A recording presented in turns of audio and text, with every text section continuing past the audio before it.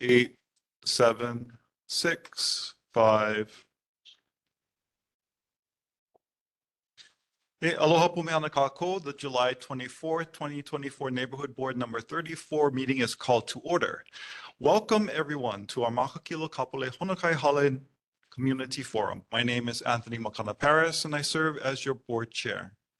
We are holding a hybrid meeting and have community members online and in person at Kapolei Hale, conference rooms A and B. What do you need? Okay, gotcha.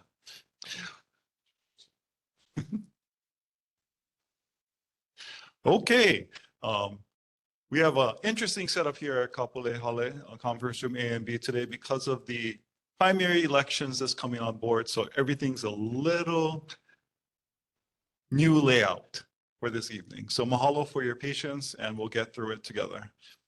Okay.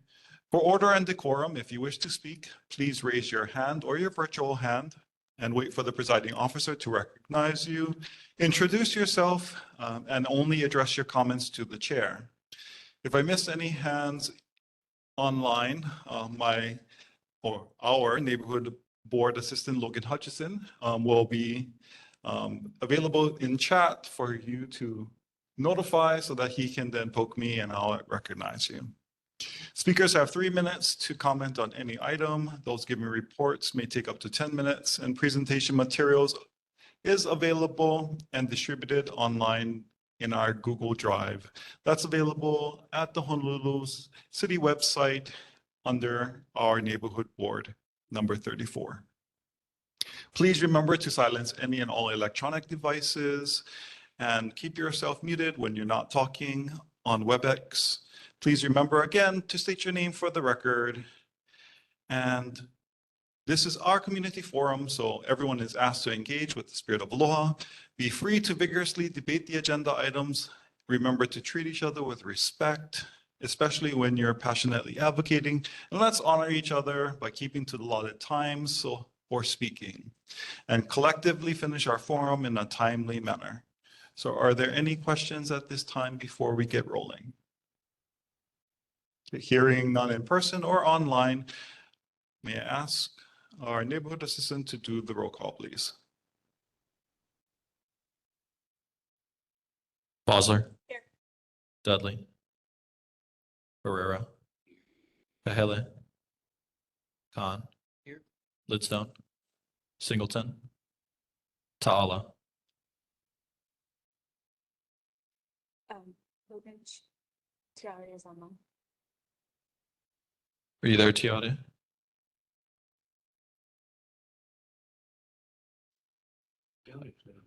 Yeah, I do see her online chair, but she's not unmuting right now. And Paris. We do have a quorum at this time with 6 of 9 members present. Thank you very much for the roll call. Now let's get to our first responder monthly reports, starting off with Honolulu Fire Department. So you're welcome to come up to the stand. Aloha everyone, Captain Ching, Makakilo Fire Station. I represent Makakilo, Kapolei, and East Kapolei stations. Here is our stats for the month of June.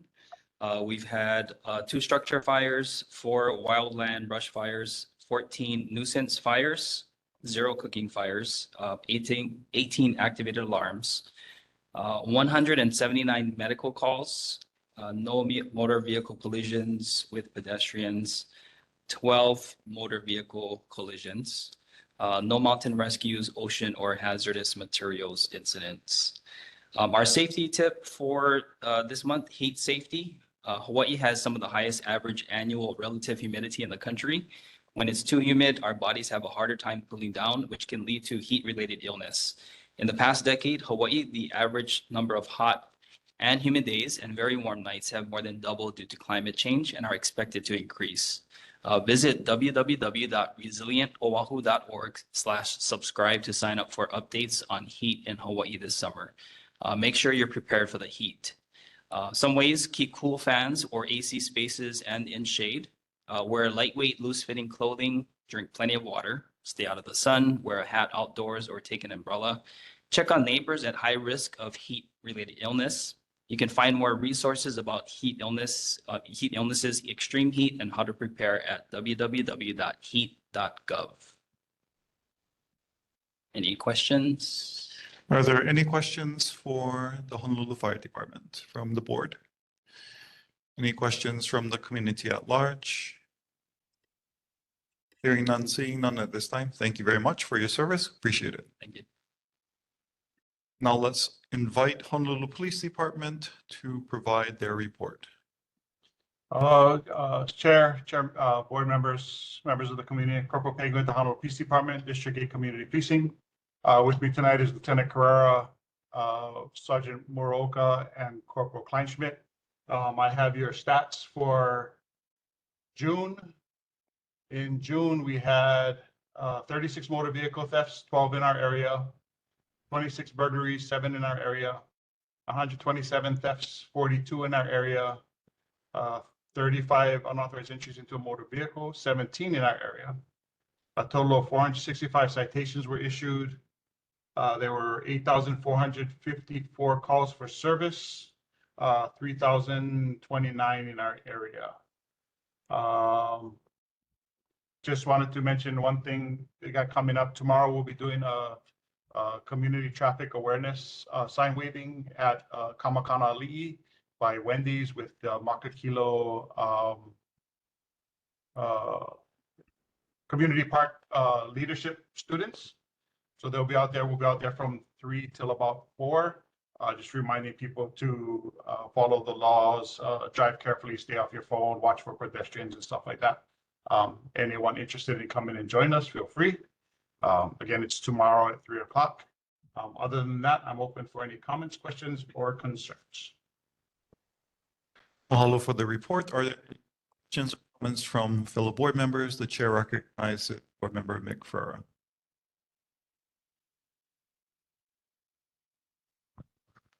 Yeah, I was wondering if you had any calls recently regarding cats. I know up by the community center, there's some posters up that the Humane Society put that somebody's poisoning cats with antifreeze. And then in Seascape, actually out where I live, somebody's trapping cats and they're not ending up at the Humane Society and or if they're chipped, being taken somewhere where they may be able to get reunited with their owners. As far as I know, we haven't received any calls other than our normal volume of people complaining about people feeding cats. But as far as, the one thing that is, Humane Society actually does recommend that people trap cats and get them to the Humane Society. If people are doing that and not getting them to that, I'm not sure what they're doing with them. I can only assume. But again, we haven't had any increase in calls that I'm aware of regarding those incidents. Yeah, because what I've heard is that they're taking them and dropping them off at cat colonies, like there's one out at Costco, that type of thing. And I didn't know if trapping cats and relocating them and dropping them off somewhere other than a pound or something like that was illegal. Like, probably it was. Well, to be honest, we prefer that they do that more than destroying the animals. If they're not going to get them to the Humane Society. But again, we haven't been made aware of that. So I don't know if somebody's seen it and posting it on social media, but not calling HPD or the Humane Society. If Humane Society put the signs up regarding the antifreeze, then I'm assuming that someone's calling them to let them know about what's going on. So. Okay, thank you. Any other questions or comments from fellow board member? Okay, chair recognizes Board Member Dr. Amy Bosler. Thank you. Just a follow-up to Mr. Ferreira's question. Just wondering, how do we register a complaint about that? Because I've also been made aware of multiple community members, especially in the upper Makakilo area, that their pets are going missing, that pets are being poisoned.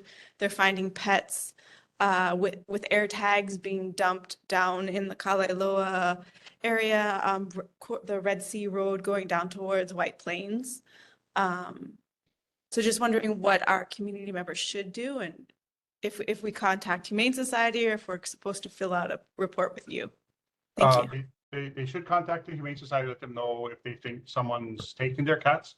They can make a police report regarding the possible missing cat and stuff like that. Again, to be honest, unless the cat is found and was abused some way, there's really not much HPD would do. HPD will not drive around and try to look to identify cats and get them back to people.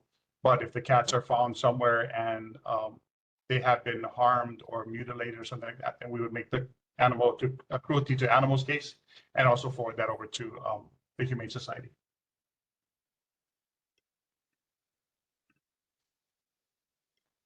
Okay, the chair now recognizes Board Member Michaela Lindstone. Corporal Pagan, mahalo for that report. I'm probably, well, I feel like I'm the biggest fan of HPD. And that is because I call in HPD all the time because I do so much work at Kapolei Regional Park and we need the help of HPD all the time. But I am disappointed that in your report, there was no discussion of what occurred with the inmate who escaped because that is a big incident that occurred in our community. Could you elaborate or share any information you have on that instance? All I can say was that the person did escape. The person was later on recaptured and arrested again for escape. There is an internal investigation going on regarding how they were able to get away. But we do believe that as soon as the information was provided that it had happened, notifications were being made, the public was being made aware of what was happening. So, I apologize. We don't normally put that on our regular monthly reports. Again, only because it's an ongoing investigation as well. But we feel that HPD did respond pretty quickly regarding getting the information out to let people know and asking the public for their help. So, Mahalo. Are there any other board members that have questions or comments for HPD? Okay, now we open it up for the community at large. Any questions or comments regarding HPD's report? Okay, chair recognizes in person. Please introduce yourself. Hi, I'm Leslie Keating. I'm a resident here in Mahana neighborhood. I have a question regarding the crosswalk guards at the schools, in specific Honokai, because my kindergartners will be going there this year.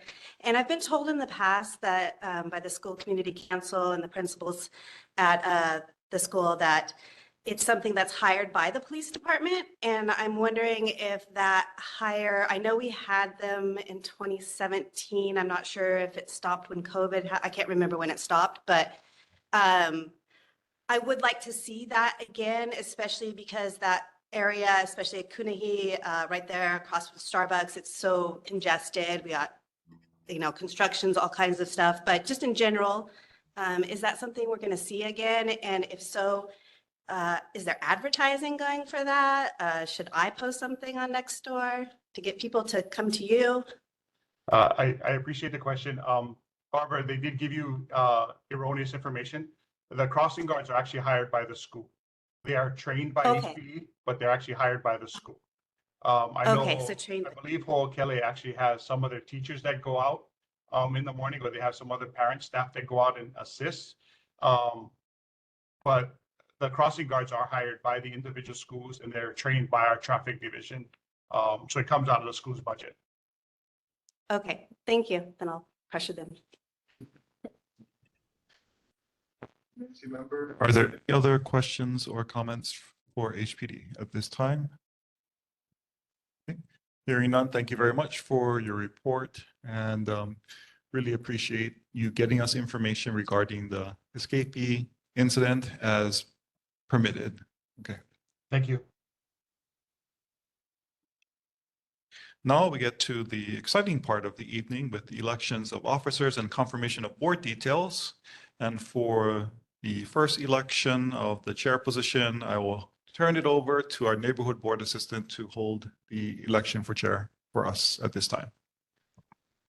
Okay, so for the board members, if there's any nominations for the position of chair, now would be the time. Member Lidstone, I nominate Chair Paris.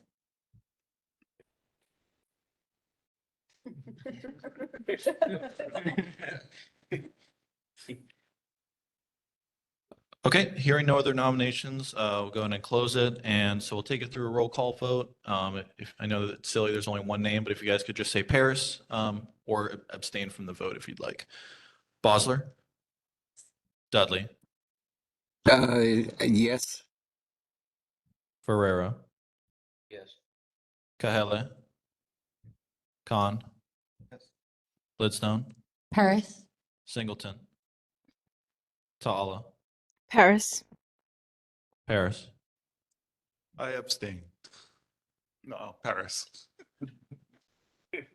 Okay, thank you for your confidence in remaining your chair. And at this time, we will take nominations for one or more vice chair positions.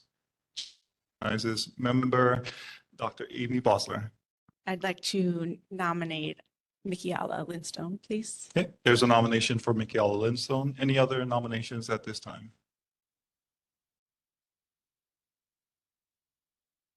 I do understand that he'd like to step down, but I would like to nominate Dr. Dudley. Thank you. We have Lindstone and Dr. Dudley being nominated for one or more vice chairs. Any other nominations at this time? Go right ahead. I know you are joking about one or more vice chairs. Is that possible to have co-vice chairs? Mhm. Okay, thank you. Yep, it is possible. We can have more than one vice chair, first vice chair, second vice chair. Can I change my nomination to Makakilo first vice chair and Dr. Dudley second vice chair? No, No, Okay. we're just doing for first vice chair at Sorry. this time. thank you.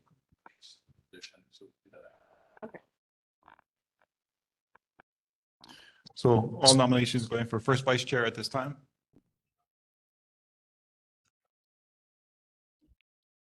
Okay, hearing no other nominations for first vice chair, we have members Makakilo Lindstone and Dr. Dudley. And we will be doing a roll call vote. Please indicate by the person that you wish for first vice chair position. Bosler? Ferrera? Kahele? Khan? Singleton? Ta'ala? So are we going to have a second vice chair vote too? Yes. Okay. Yeah, this is just for the position of first vice chair at the moment. Okay, yeah. Makakilo and then Dr. Dudley. Makakilo, please. Dudley? Mikiala. Lidstone? Dudley. Paris? Stone. Stone and 2 for Dudley. Okay, there's 5 votes for Lindstone, 2 for Dudley, so the first vice chair position. Lindstone, congratulations. At this time, nominations for a second vice chair is open. Dr. Dudley. There's a nomination for Dr. Dudley. Any other nominations at this time? Hearing no other nominations at this time, nominations are now closed and for Dr. Dudley.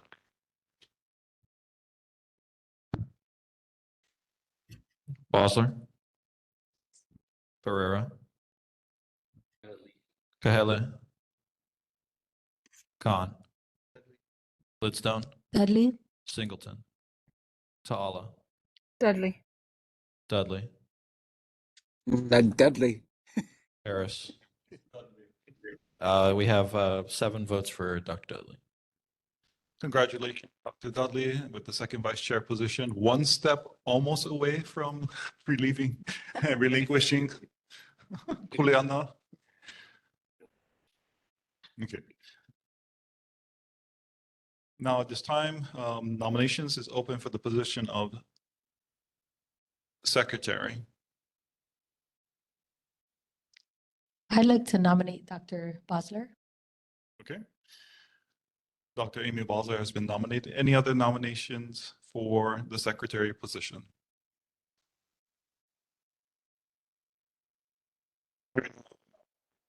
I'm going once, going twice, going 3 times. I tried, Dr. Amy Balzer.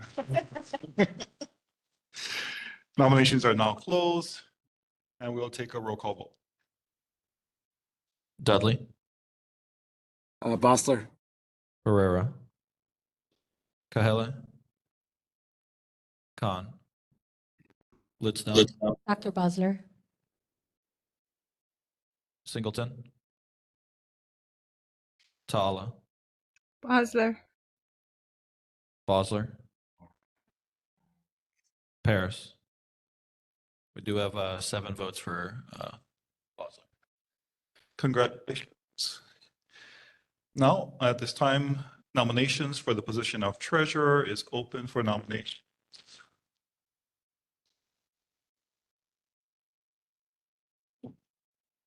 I believe Moon is our current treasurer, and I believe he's been doing a fantastic job.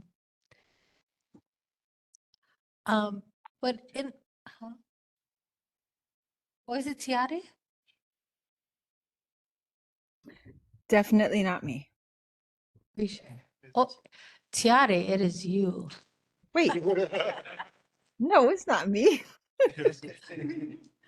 I nominate Tiare Tala. Okay, I nominate, let's see, Moon Kahele. Or Singleton. Who else wants to do it? I'll nominate Matt Khan. Oh, yeah, that's a good one. Okay, so I heard nominations for Kahele and Singleton, but both of them are not present, so they cannot be nominated at this time. And I heard one for Matthew Khan, board member, so congratulations, you've been nominated. Pereira. We have 2 nominees for the treasurer position. Any other nominations at this time? Going once, going twice, 3 times the charm, and nominations are now closed. And we'll do a roll call vote for the treasurer position. Okay, so your options are member Ta'ala or member Khan. Bosler, On? Dudley, Khan. Pereira, Khan.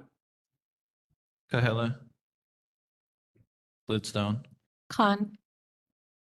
Singleton, Khan, Got it. Tala, Khan, yes. Paris. Khan. 6 votes for Khan, 1 for Tiade. Congratulations, Matthew Khan. You're the new treasurer. We have 10 cents in the treasury. Are there any other positions that the board wishes to fill at this time? Hearing no other positions for officers, the elections are now closed. Congratulations to the incoming slate.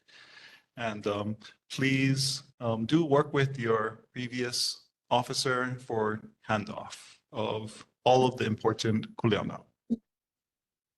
Next on our agenda is the meeting date, time, location, and format. Is there a motion regarding meeting time, date, and location and format?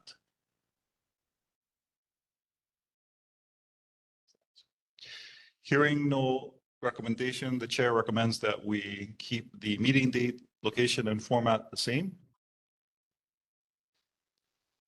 Is there any objection to keeping the date, time, location, and format the same? Wednesday meetings on the 4th, time at 7 p.m.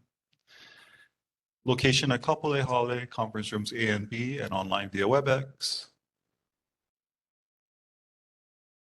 Chair recognizes Dr. Dudley. Mr. Chair, didn't we not meet 1 month?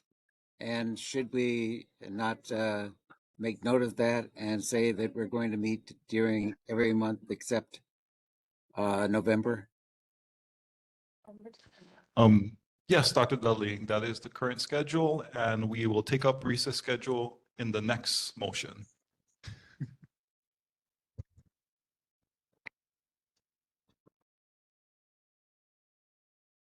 So your point is well taken, and we will make note to come back for November recess schedule and the next agenda item. Okay. Any other questions or concerns with the recommendation? Hearing none, all those in favor say aye. Aye. Any opposed, say ole. Any abstentions, say kanalua. Chair's recommendation. By acclamation. Okay. Hearing none. For abstentions or opposition, the recommendation of the chair carries by acclamation. We're retaining the status quo. Now, Dr. Dudley's recommendation for the recess schedule is taking off in November. Any other recommendations for the recess schedule at this time?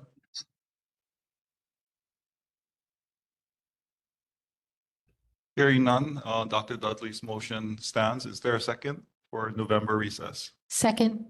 Been moved and seconded by Dr. Dudley and Board Member Makakilo Lindstone. Any discussion? Hearing no discussion. All those in favor, say aye. Aye. Any opposed, say ole. Any abstentions, say kanalua. Hearing none, the chair calls it unanimous. I would recommend that you guys, like in the past, you guys reschedule your December meeting. The fourth Wednesday is Christmas Day. And then I would also recommend either a recess or a reschedule in March because the fourth Wednesday in March 2025 falls on Prince Kuhio Day. Okay, hearing the recommendation from the Neighborhood Board Assistant.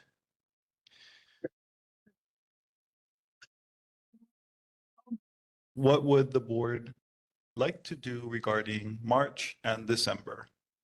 It can't be on the fourth Wednesdays. Dr. Dudley. Mr. Chair, I think we usually meet on the first Wednesday in December. And as far as March is concerned, maybe we should go with the second so that we're closer to the schedule. Okay. The recommendation Second is. meeting. Gotcha. Sounds good. The motion is for December. Okay. We can't do the second according to the Neighborhood Board Assistant for March. Would you prefer the first or the third Wednesday? What I meant was the second week. The second Wednesday. Yeah, we can do the second Wednesday, Dr. Dudley, in March, but we can do the first or the third. So do you have a preference? Third. Okay, so the motion now stands that March will be the third Wednesday and December will be the first Wednesday. Is there a second? Second by Dr. Amy Bosler. Any discussion? Hearing no discussion. All those in favor, say aye. Aye. Any opposed, say ole. Any abstentions, say kanalua. Hearing none, chair calls it unanimous. And chair thanks the Neighborhood Board Assistants for making sure we can actually meet on March and December. Yeah. So this will be our schedule confirming facilities confirmation for the next year. Now we move on to the adoption of oral testimony rules. The status quo is allowing for 3 minutes. So is there a recommendation to retain or to adjust 3 minutes? Recommend to retain 3 minutes. It's been moved to retain 3 minutes by Board Member Michaela Lindstone. Is there a second? It's been seconded by Nick Ferreira, Board Member. Any discussion? Hearing no discussion, call the vote. All those in favor say aye. Aye. Any opposed, say aole. Any abstentions, say kanalua. Hearing none, chair calls it unanimous, and we retain the oral testimony rules for 3 minutes to testify on any matter. Congratulations, everyone. We have a new slate of officers and confirmation of our schedule for next year.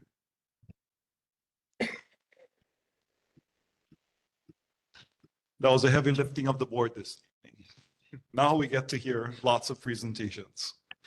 So let us welcome up city monthly reports, first with Board of Water Supply. Are you guys online this evening? Oh, in person. There you are. Sorry, the layout's a little funny. Welcome. Show's yours. Aloha, board residents and guests. Nikki Rodwell from Board of Water Supply. Here with the monthly report. There were no water main breaks in the Makakilo, Kapolei, Honokai, Hale area. Our announcements this month, we mailed our annual water quality reports to all customers on July 1st. We work really hard to ensure that the water served to customers is safe to drink. So each year we conduct thousands of tests on our water sources and distribution system to ensure that our water meets or exceeds federal and state safe drinking water standards. So the results of those were shared in the water quality report. If you did not get it in the mail, you can also go online to get a digital copy. You just go to boardofwatersupply.com and simply select annual water quality report, type in your address, and it'll tell you where all of your water is coming from. We also want to announce our annual Unthirsty Plant Sale. It's going to be Saturday, August 3rd from 9 a.m. to 3 p.m. at the Halava Xeriscape Garden. It's a family-friendly event, free admission, free shuttle parking. We will have plant doctors, plant experts, free soil conditioner, and tons and tons of drought-resistant plants available for purchase. So all purchases must be made with credit card. We will not be taking cash or checks this year. But we hope to see you all out there. And if there are any questions, comments, or concerns, I'm happy to take those back. Okay. Thank you very much for the monthly report. Going to board questions and comments. Chair recognizes Board Member Mick Ferreira. Hi there. I work over at the Capitol Plaza. And walking by your guys' building today, there was like a waterfall coming off the roof down the side on the offices. I just was wondering what that was caused by, or whether you have put a fountain on the roof now. But it looked quite pretty, but I knew it was kind of out of place. I didn't know whether your AC system had. So we are actually having a little bit of problems. We recently had a leak, so we have some work going on our 4th floor, and they're working on it right now. What time was that? It was around noon, because I walk over to the hospital to get food. And it was I just think I heard the leak. cascading down. And I will follow up on that, but yes, they've been working really hard on it. We actually had a leak indoors. yeah, because normally your fountain out front is off because water conservation. Yeah, we've had the fountain off for a little over a year now. Okay, yeah. So then when I saw that, I go, oh, that's kind of a neat alternative, but I guess a waterfall isn't intended. You know, relocating it. There we go. Thank you. Thank you for the report. I'm going to check on that. Are there any other questions or comments for the Board of Water Supply from fellow board members? Any questions or comments from community at large? Okay, before you go, is there anything that you might be able to update us regarding the Board of Water Supply Recovery of Red Hill related costs on the $1.2 billion tort claim? Not yet. Okay, rooting for you. Thank you. Thank you. Thank you so much. Okay, Thank you. now let's go to Mayor Rick Blangiardi's representative. Is Director Keith Suzuka online? Yes, I am. Okay, Let me- all for being here with us. Hi, good evening, everyone. Good evening, Chair, board members. Let's see, I guess the first thing I'd like to do is to just give you the Skyline ridership numbers. There was a drop. In June, the ridership was 85,699 riders. Just to give you a little context, in May, it was 91,000, so there was a drop. Insofar as the things that I was asked to research and get back to you, the first one dealt with the incident about the stolen bag of a student and trying to replace the holo card that the student lost in the bag. And you might recall, and just for everyone's to refresh everyone's recollection, the situation was that the parents both were the Kapolei Satellite City Hall was the only one that could service and the person and actually get a new replacement card. And so it was difficult for somebody from the Kapolei Makakilo area for a child without a holo card to get the replacement card. We did get a response last month, which was somewhat disappointing. And so we did go back and follow up on the inquiry. And I guess I apologize because I don't have much better news, but at least I sort of understand what the situation now. So let me try to explain it to you folks. The response from DTS was mahalo for your inquiry. DTS continuously works with various intercity departments, contractors, and retailers in an effort to expand access to reduced fare holo products. As reduced fare products require various eligibility checks and different system input requirements, not all city halls and other city departments and retailers are equipped with the staffing or the systems to handle the processing of the required fare products. As previously mentioned, satellite city halls can issue new senior or youth cards, but not replacement. If your reduced fare card was lost or stolen, it is recommended that you reach out to the Holo call center for assistance with the next steps. They can be reached at 808-768-4656 or email info@holocard.net. So I guess the problem is that it does require a different type of input system and staff training, trained staff. And because of that, unfortunately, the Kapolei Satellite City Hall does not have that one or more or both of those required systems to be to issue a discount, reduced fare holo card. If it was just a regular holo card, it might be different. What I did was I did call this holo call center and spoke to someone that was very helpful.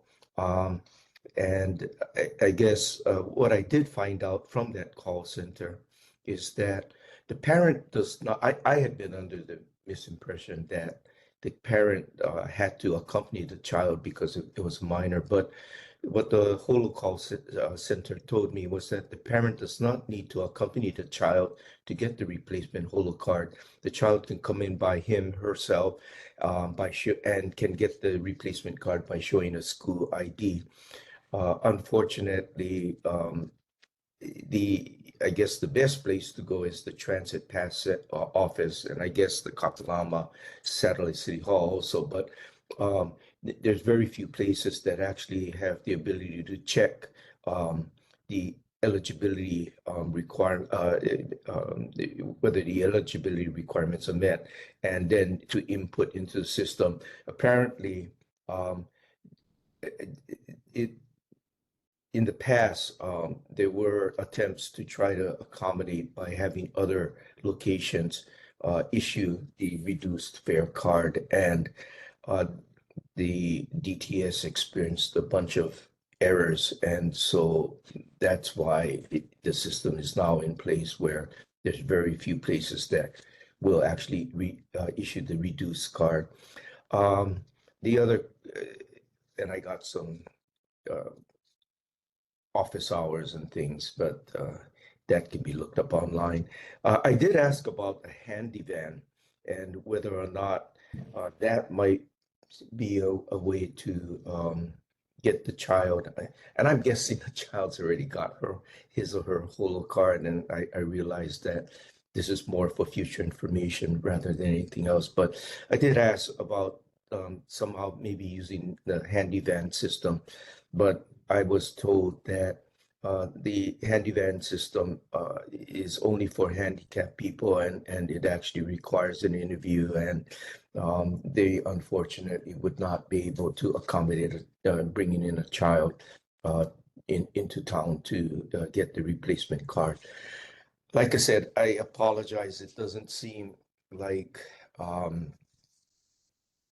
there's a way to get the card, but a replaced discounted fare card, except by coming into town somewhat. But at least I kind of understand why that's the situation now, and so I'm a little bit more willing to accept the answer than I was last month. The other thing that was asked dealt with the Navy land transfer of 400 acres to the city in Kalailoa. And I actually kind of expected this. DPR actually said that they are requesting a little bit more time. They need to finalize the response, so they would like to respond in time for our next board meeting instead. So I apologize. That's all I have at this time, but I'd be happy to try to answer or take back questions or comments that you may have on what I reported or on any other new concerns. Hello, Director Suzuka, for your report and for following up on the HoloCard issue. Are there any board members wishing to ask questions of the mayor's office or provide comments? Chair recognizes board member Dr. Amy Bosler. Thank you. And thank you, Deputy Director Suzuka. I appreciate you coming every single month. You're always smiling and so dedicated to your homework. So and diligent. I very, very much appreciate your hard work. Thank you very much. I have two questions for you. One concerning the Skylink ridership. Can you remind us, please, what numbers we actually need per month to start Oh, recouping? actually, I don't know that information. Okay. But we will get back to you on that. I can definitely tell you that we are nowhere close. If your question deals with a break even, Yes. yeah, I can tell you with confidence that we are nowhere close breaking even. But you know, I don't think it was expected anytime soon either. But we'll double check and get back some information for you. Thank you. And then my second question was concerning I recognize it's not our board, but it's something I am concerned about, and you are the mayor's representative. So Sure. the Moana Lua playground has been closed due to the stair removal, we were told. And there is an injunction in place to stop the removal. But I've been informed that the Moana Lua side is still getting removed. I'm just wondering if there's any plans to reopen that playground park area, because that's a major hub for a lot of community family members. And it is a hardship to have that closed indefinitely. You know, I read, was it this morning that at least some portion of that park was opened now? But rather than passing off and relying on my poor memory, I will double check on that. But I do believe that some part of that park was opened, and it was in the paper this morning. Oh, okay. Sorry, I didn't get to read the news this morning, but I appreciate it because it is important for some of our homeschool families, in addition to the younger kids that aren't school age. But I do know that homeschool groups, kapunas meet there, so I would be interested in and hoping that it does reopen. Okay. Any other questions or comments for the mayor's office from fellow board members? Chair recognizes board member Michaela Lindstone, first vice chair. Mahalo, Deputy Director Suzuki, I just appreciate your update on the Holo card. I will relay this to the youth and their families. And I work with quite a bit of youth, and we want our youth to ride Skyline. We want Skyline to be a part of their commute to get them to where they need to go regularly. So this is huge. I appreciate that. Mahalo. Thank you. Thank you. Before we go to Dr. Dudley, since we're on the Skyline and HoloCard topic, the chair can report back to you, Deputy Director, and to the board and to our community that at least one kupuna who has lost their HoloCard at a discounted rate was able to get a replacement at Kapolei Hale. Oh, okay. Kapuna. So Got it. yes, so I'm not sure whether or not the keiki or the youth is different from the kupuna side, but at least currently they were able to figure out how to reissue lost holo cards for seniors. Okay. Do you know when that was? I'm actually going to call that Holo Card Center again and try to find out what's going on. Do you know when that took place? Very recently? Yeah, it was like in the last 2 months. Okay. Yeah, you know, I was led to understand that there wasn't a distinction between kapuna or youth holo cards. It was a matter of the discount that made it difficult or impossible to do it in as many locations as people would like. So I will follow up on that. So what the kupuna did tell me, Deputy Director, was that when he initially went there, he was informed that they don't process it. And then he was like, oh, where do I go? But what ended up happening is that the clerks said, give them some time, and they spent around 20 minutes and they figured out something. Okay. So I think the official position they shared with the elder was that they don't normally process, but they were going to try because he showed up. Okay, thank you very much. I'll follow up. Okay. Now Chair recognizes Dr. Dudley. Deputy Director, it's good to see you again, and as usual, you're very thorough, and I really do thank you. I do want to mention the haiku stairs again. I know that there are many people in the city government who are really feel as strongly as we do about the haiku stairs and saving them. And I just wanted to say, you know, you do such a great job. If you could get anybody else behind it, it sure would be good. You know, thank you. Thank you. I understand. Now, any other questions or comments for the mayor's office from the board? Okay, opening it up to the community at large, in person or online. Any questions or comments for the mayor's office? Hearing none at this time, thank you very much, Deputy Director Keith Suzuka, for being here with us this evening. And you have more homework. Thank you very much. Next on our agenda is Councilmember Andrea Tupola or her representative. Hi, good evening.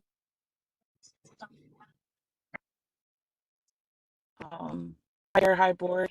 Sorry for Hey. my absence there in person and for being in my car. I'm not driving. I pulled on the side, just an FYI. But thank you guys for the time. We don't have anything to report, but we do have some thank yous. We would first like to thank Makakilo on our Kapolei regional tour that we had with the mayor's team, a bunch of the city, and a few of the Waikiki business. We did address the homeless, green waste, trash pickup, and MOU for the archery range. So there is quite a bit of things we need to follow up on. But we'd like to thank you, Makakilo, for just connecting with us and putting that together because there's a lot of work we need to do for Kapolei Regional. There is some projects that we are working with the case managers out there and businesses out there for our homeless.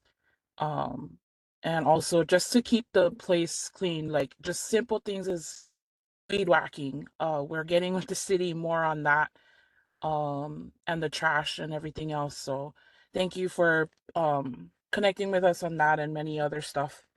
We also want to thank Karen Polk. She was an advocate for the businesses there in Kapolei.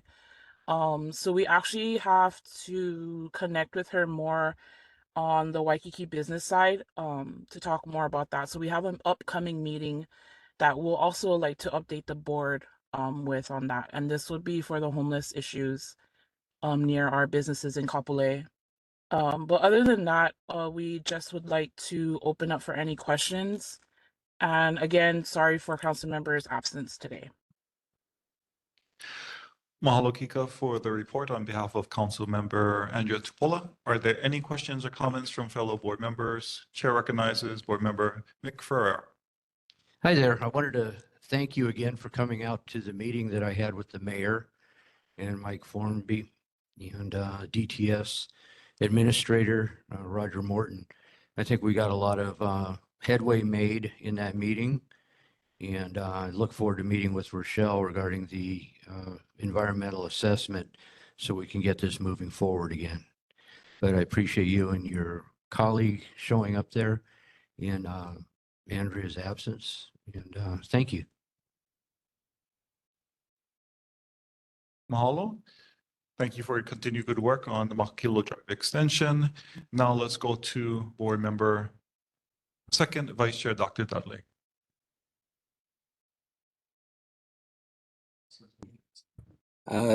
Thank you again. I just want to mention about the Holo card. You know, if there's only one place to get it replaced, way across town, maybe our council member could do some work on trying to get Kapolei Hale as a second place, and maybe a third place over in the Kaneohe Kailua side. Thank you. Yep. Thank you. I'll take that back to her. Any other questions or comments? Member Mikiela Lindstone. I agree with Dr. Dudley. If we can get the Holo card and replacement cards available at Kapolei Hale for youth and for Kupuna, that would be great. On another note, just really mahalo to Andrea Tupola. She's really a fierce advocate of our parks.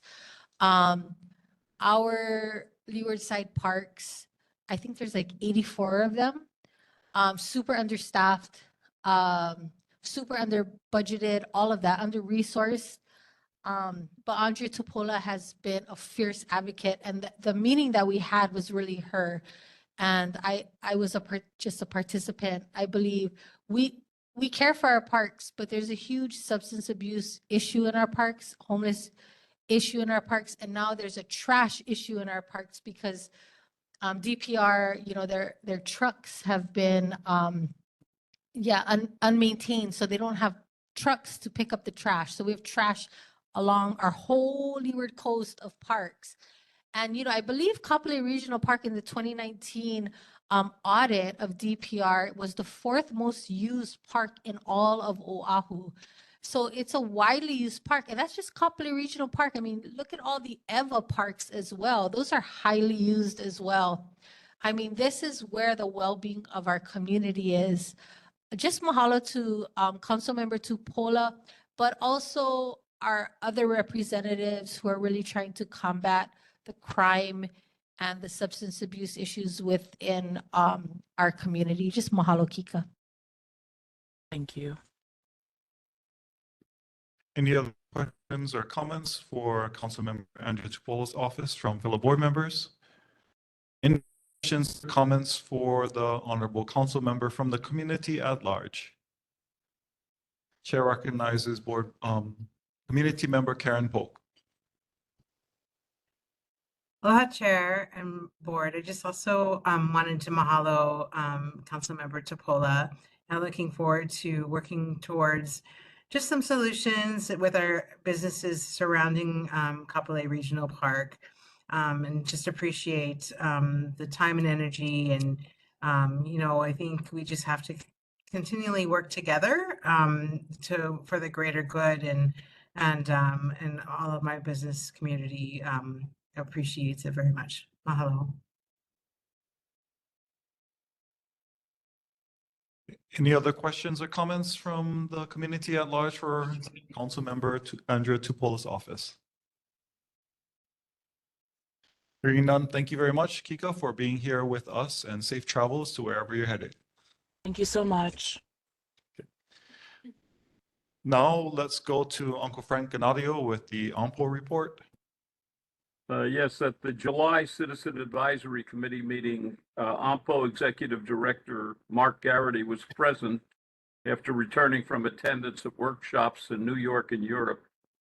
He then mentioned that the Policy Board approved the federal fiscal years 2025 to 2028 Transportation Improvement Program and the State Mobility Hub Study.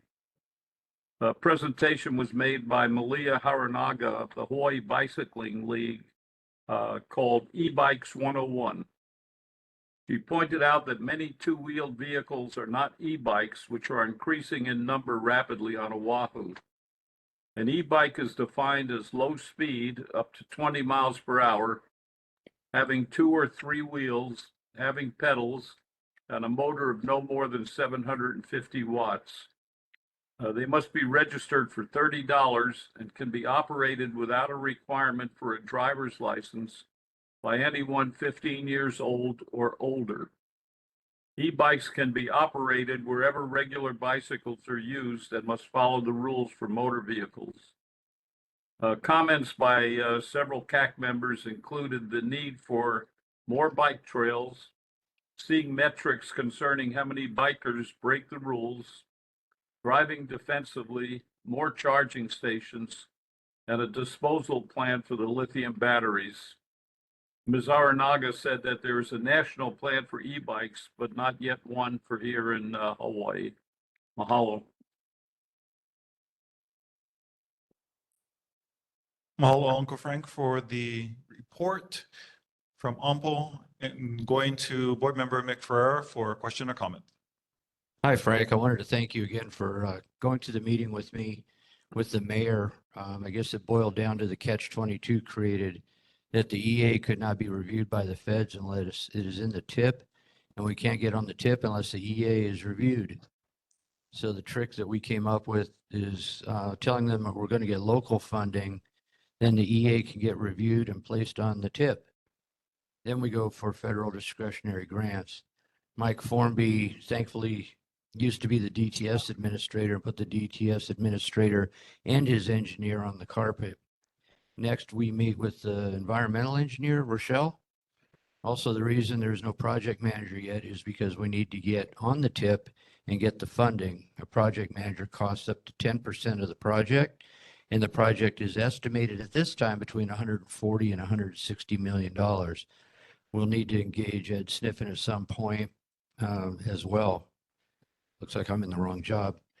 Can you remind us again how much they've set aside for money for the bicycle trail going all the way to town?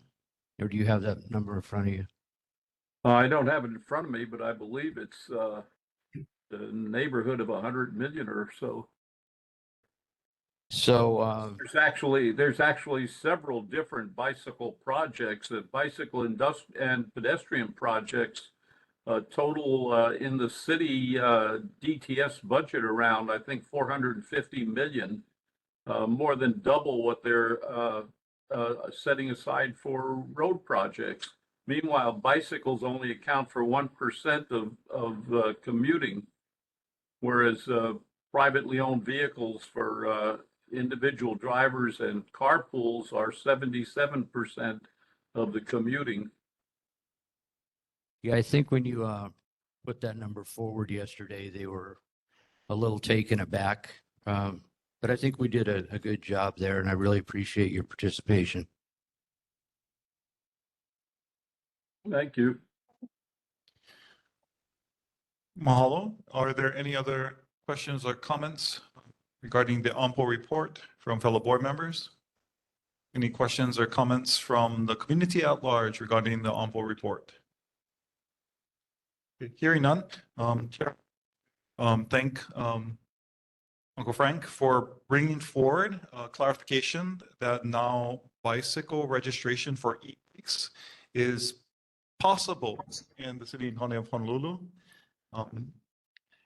Recognizing that the e-bikes be 750 watts or lower, and maximum speed is 20 miles per hour and weighs less than 170 pounds. So we had e-bike concern in our communities because the high school and elementary keiki and young adults are using that to get back to their homes. And we didn't have appropriate regulations for them. So now we got them permits. And thank you very much, Uncle Frank, for providing the update.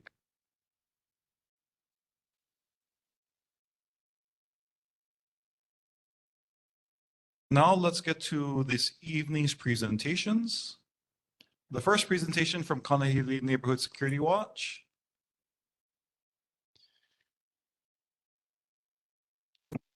The Kanahili Neighborhood Security Watch head reached out to me earlier today and let me know that they mistakenly coordinated a security watch for right now. So they're actually in the community walking around.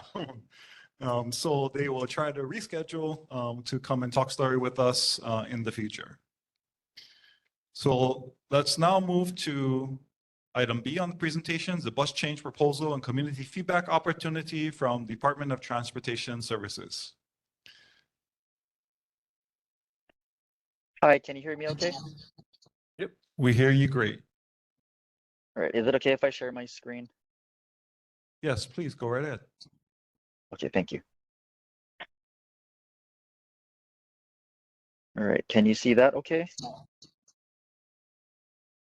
Crystal clear, we got it. Awesome. All right, good evening. My name is Jay Igusa. I'm with the Department of Transportation Services.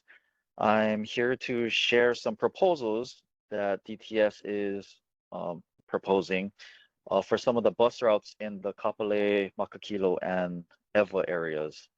So some of the proposals, we're planning to restructure Route 41, which travels between Kapolei and Ewa Beach. Route 44, which serves between Waipahu and Ewa Beach. Route 415, which services Kapolei Transit Center to Kalailoa. And Route 461, which travels between Makakilo on Palahia and goes to UH West Oahu. We're also proposing a new route 47, that is being proposed to operate between UH West Oahu and Ewa Beach. So right now we are just requesting feedback just to get thoughts from the community, any kind of comments. That's what we're looking to get.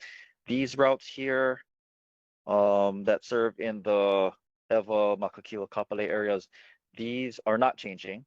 So routes 40, 42, 46, 411, 413, 414, 416, and then routes C and E.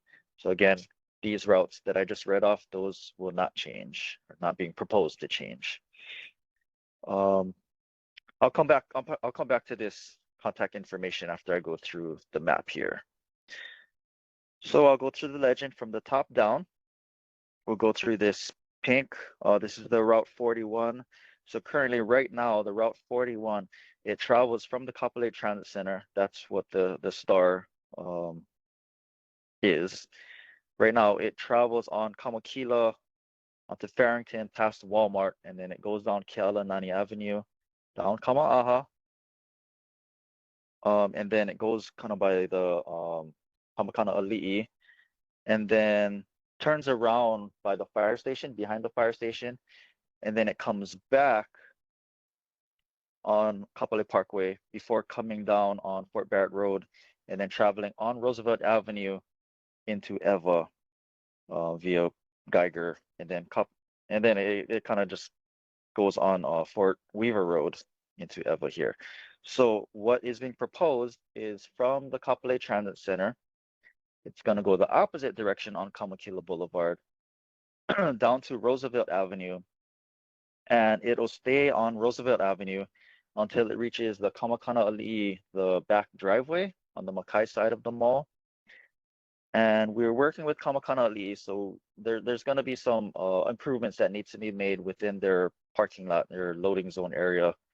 But our bus will travel behind Kamakana Ali'i and then through that road that leads to Kualaka'i Parkway. And from there, it's going to turn right onto Kapolei Parkway, which it will stay on Kapolei Parkway until Papipi Road in Eva, which it will come down to Fort Weaver Road and then turn around kind of at the end of Eva here. So that is the proposal for Route 41. Route 44, right now, Route 44, it just goes between this West Lock Station and the end of Fort Weaver Road here. But what we're proposing, instead of just going back and forth, that's what it does now. We are proposing to have it come down Fort Weaver Road onto Renton and this back area here on Roosevelt Avenue, and then it will, again, another route that will travel through Kamakana Ali'i, the parking lot. And instead of turning onto Kapolei Parkway like what Route 41 did, it will continue straight up Kualaka'i Parkway and end at the UH West Oahu station. For this new Route 47, we are proposing this route to go between UH West Oahu and Eva. And this is the route that's going to take majority of or replace Route 44 in Eva, because it kind of just winds back and forth in Eva. But on the Kapolei side, it's going to start at UH West Oahu. It's going to come down Kualaka'i Parkway. This is another route that will travel through Kamakana Ali'i, end up on Roosevelt Avenue before going through Philippine Sea, and then a short portion of Renton Road. It'll go on Kapolei Parkway, and then it'll wind back and forth in Eva. This is what the current Route 44 does, and it will end at the end of Fort Weaver Road. Our proposal for Route 415, right now, Route 415, it travels from the Kapolei Transit Center. It goes down to, it goes up to Kamakilo, and then comes down Fort Barrett Road, and which turns into Enterprise Street, and then it serves within Kalailoa here, and it kind of just goes back onto Enterprise, and it goes straight back up and then back to the transit center. So what we're proposing is from the Kapolei Transit Center onto Kamakilo Boulevard, onto Farrington, and then come down Kealanani, onto Kama'aha Avenue. It'll turn onto Kapolei Parkway.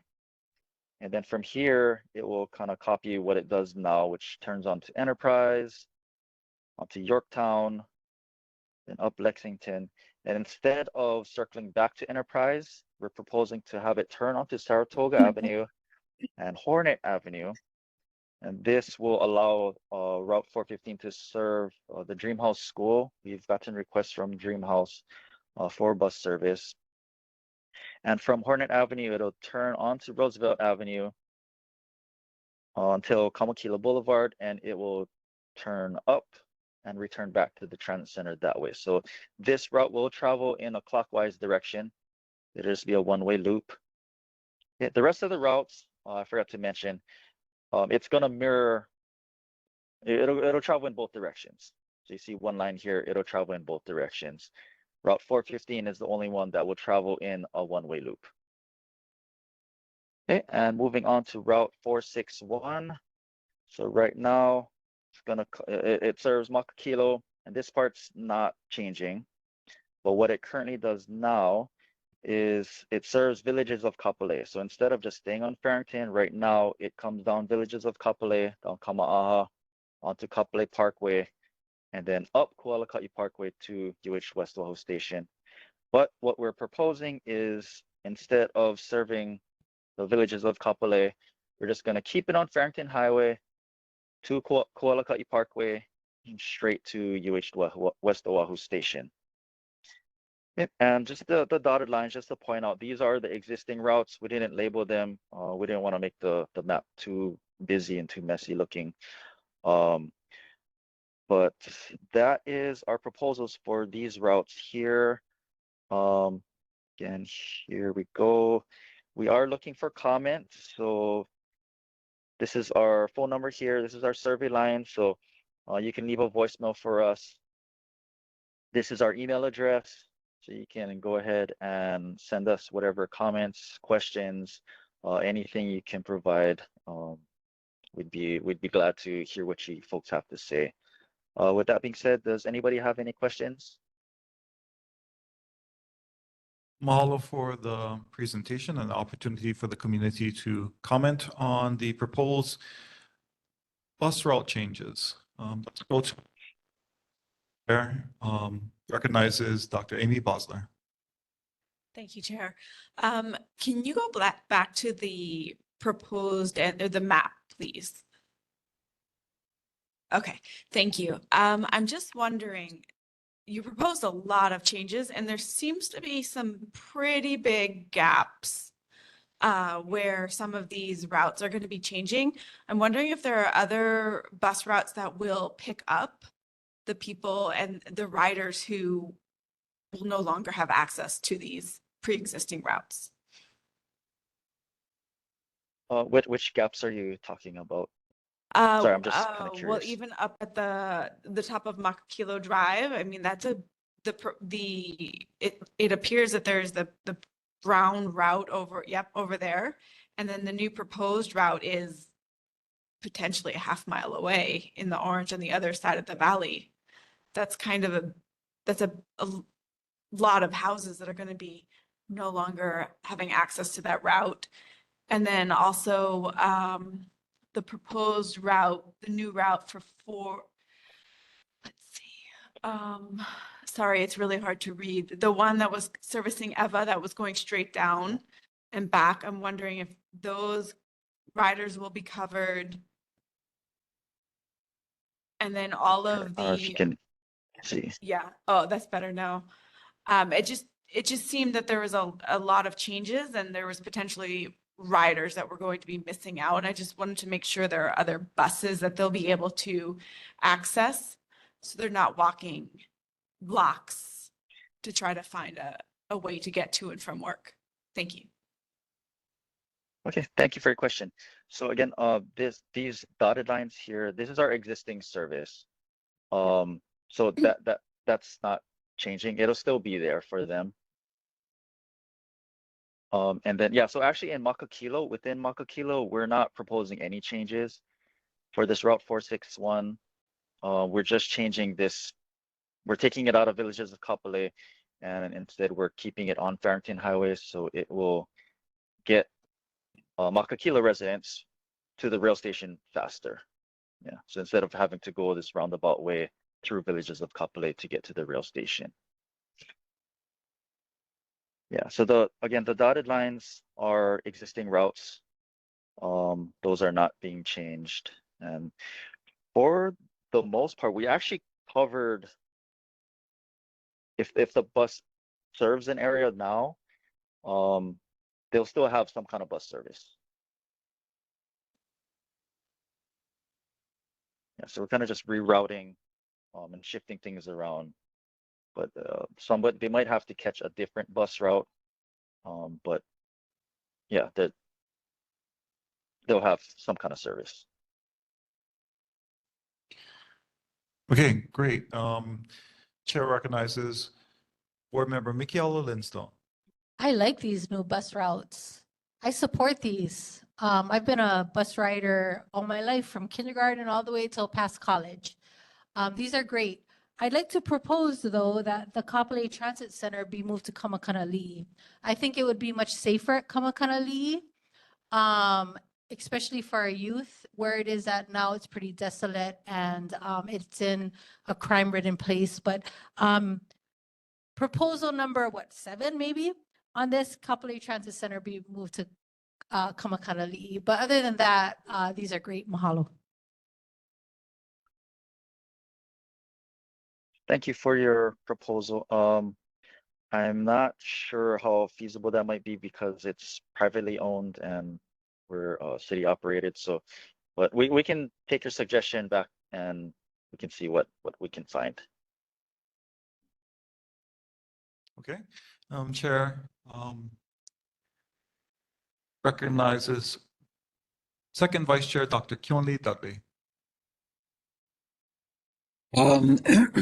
I'm really interested in the Farrington Highway as it crosses in front of the villages of Kapolei. The third, coming from Makakilo Drive, headed towards UH West Oahu, the third entrance into the villages of Kapolei has no bus stop. And I have somebody who every time that I meet her, she says, "Can you do anything? I have to walk so terribly far." So I'd just like to ask if there's any possibility of putting returning the bus stop, because there used to be one there, to the third entrance, the one closest to UH West Oahu on Farrington Highway at the villages of Kapolei. Sorry, do you happen to know the street name, the cross street? No, I don't. That no, I don't. I'm sorry.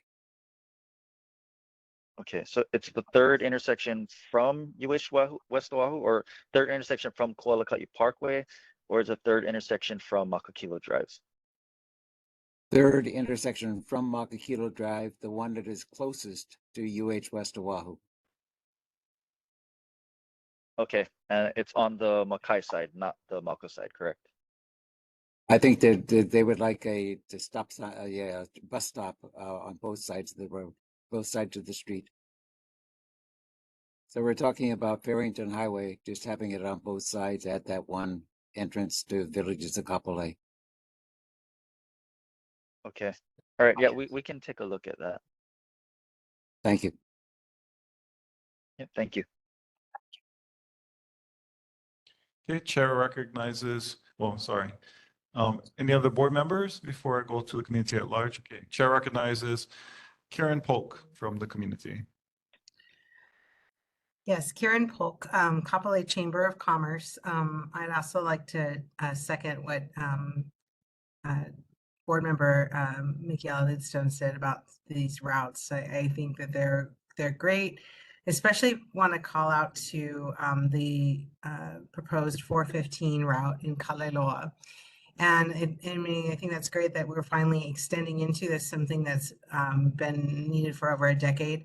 I know you mentioned Dreamhouse had put in a request, and they're actually one of my members.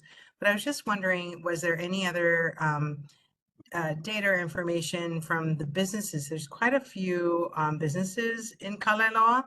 And if you had any information that feeds that, and just looking at, even extending at a later time the route further south and into that area, and having a little bit more coverage.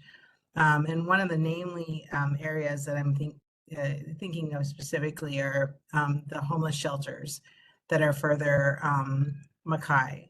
So I was just wondering if you've gathered any of that data, and that's something at the chamber that I've gathered some of it and plan to do some follow-up on. Do you know? Thank you for your comments. I wasn't really aware of more shelters down there, but would you mind I'll follow up. sending us contact information? Yeah, I'd be Yeah, happy to we'd follow up with appreciate you. that.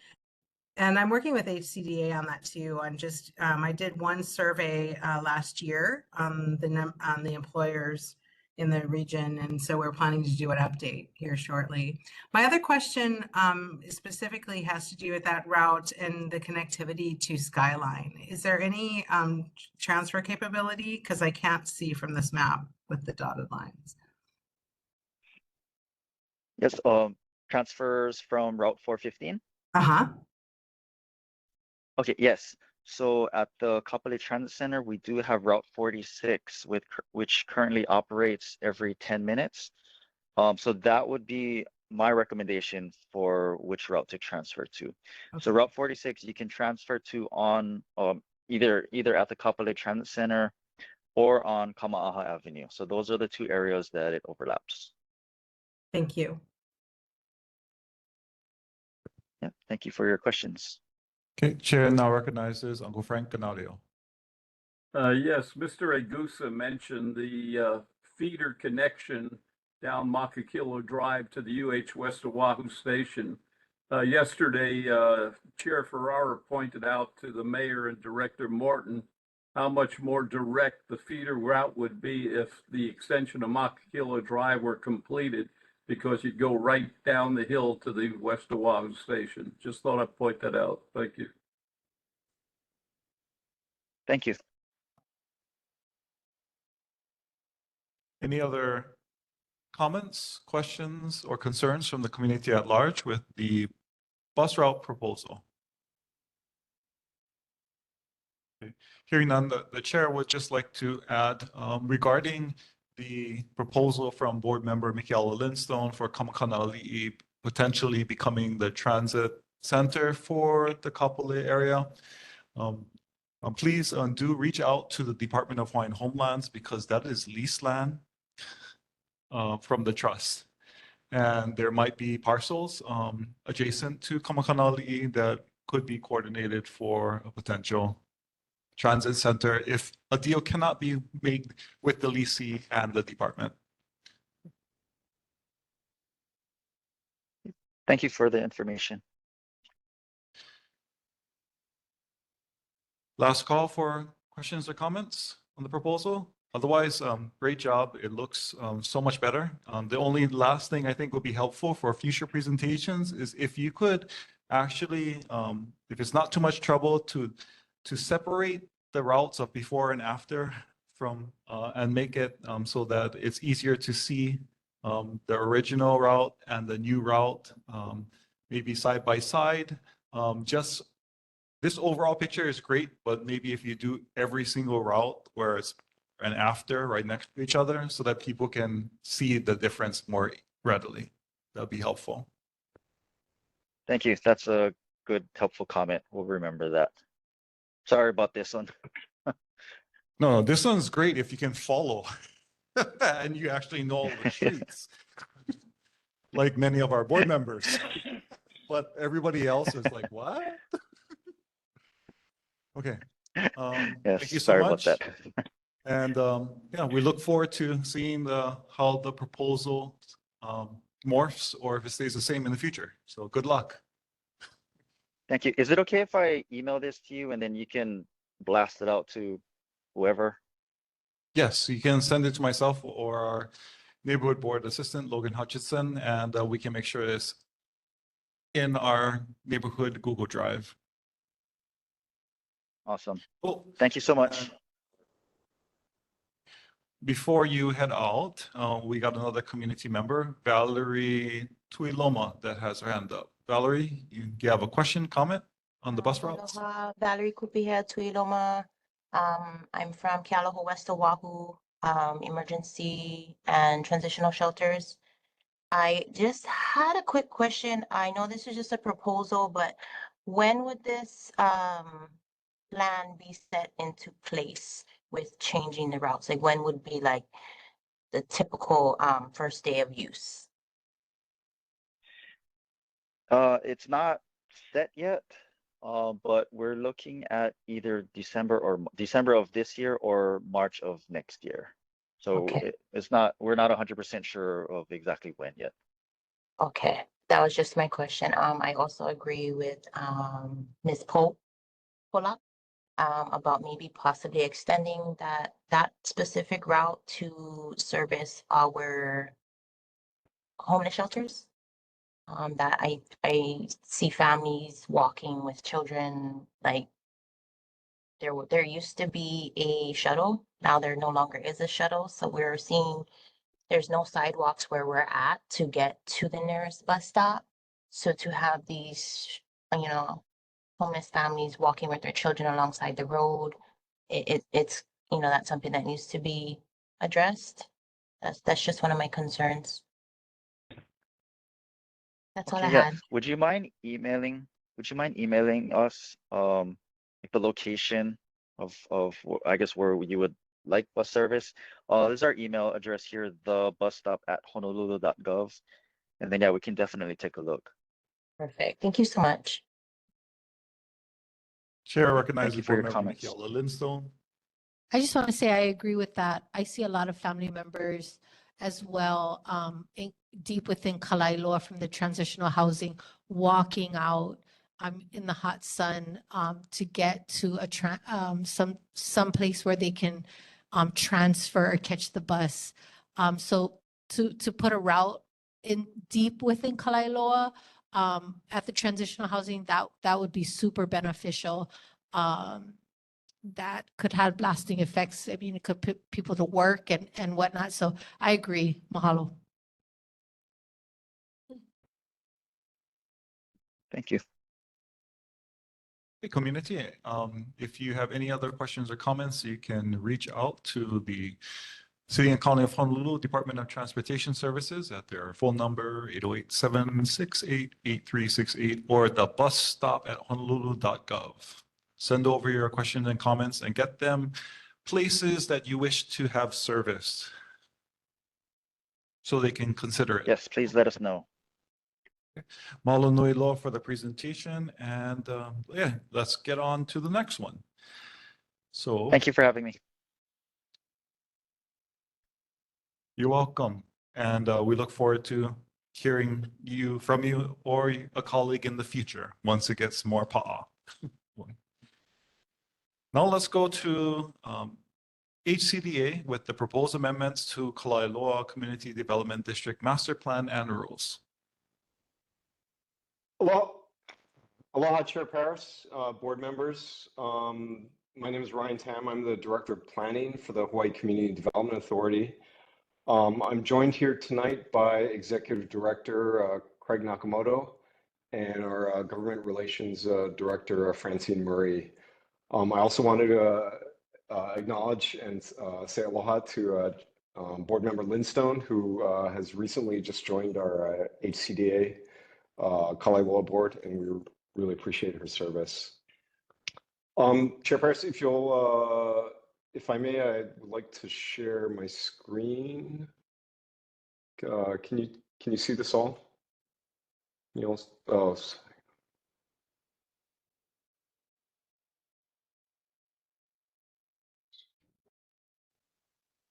sorry. Can you see this? Full screen. Yep. Okay. Good. Good. You're good. Okay. So again, we're here to talk this evening about the Kalailoa Master Plan and Rules update. Again, this has been underway for a number of years. This whole process started back in 2020, 2021.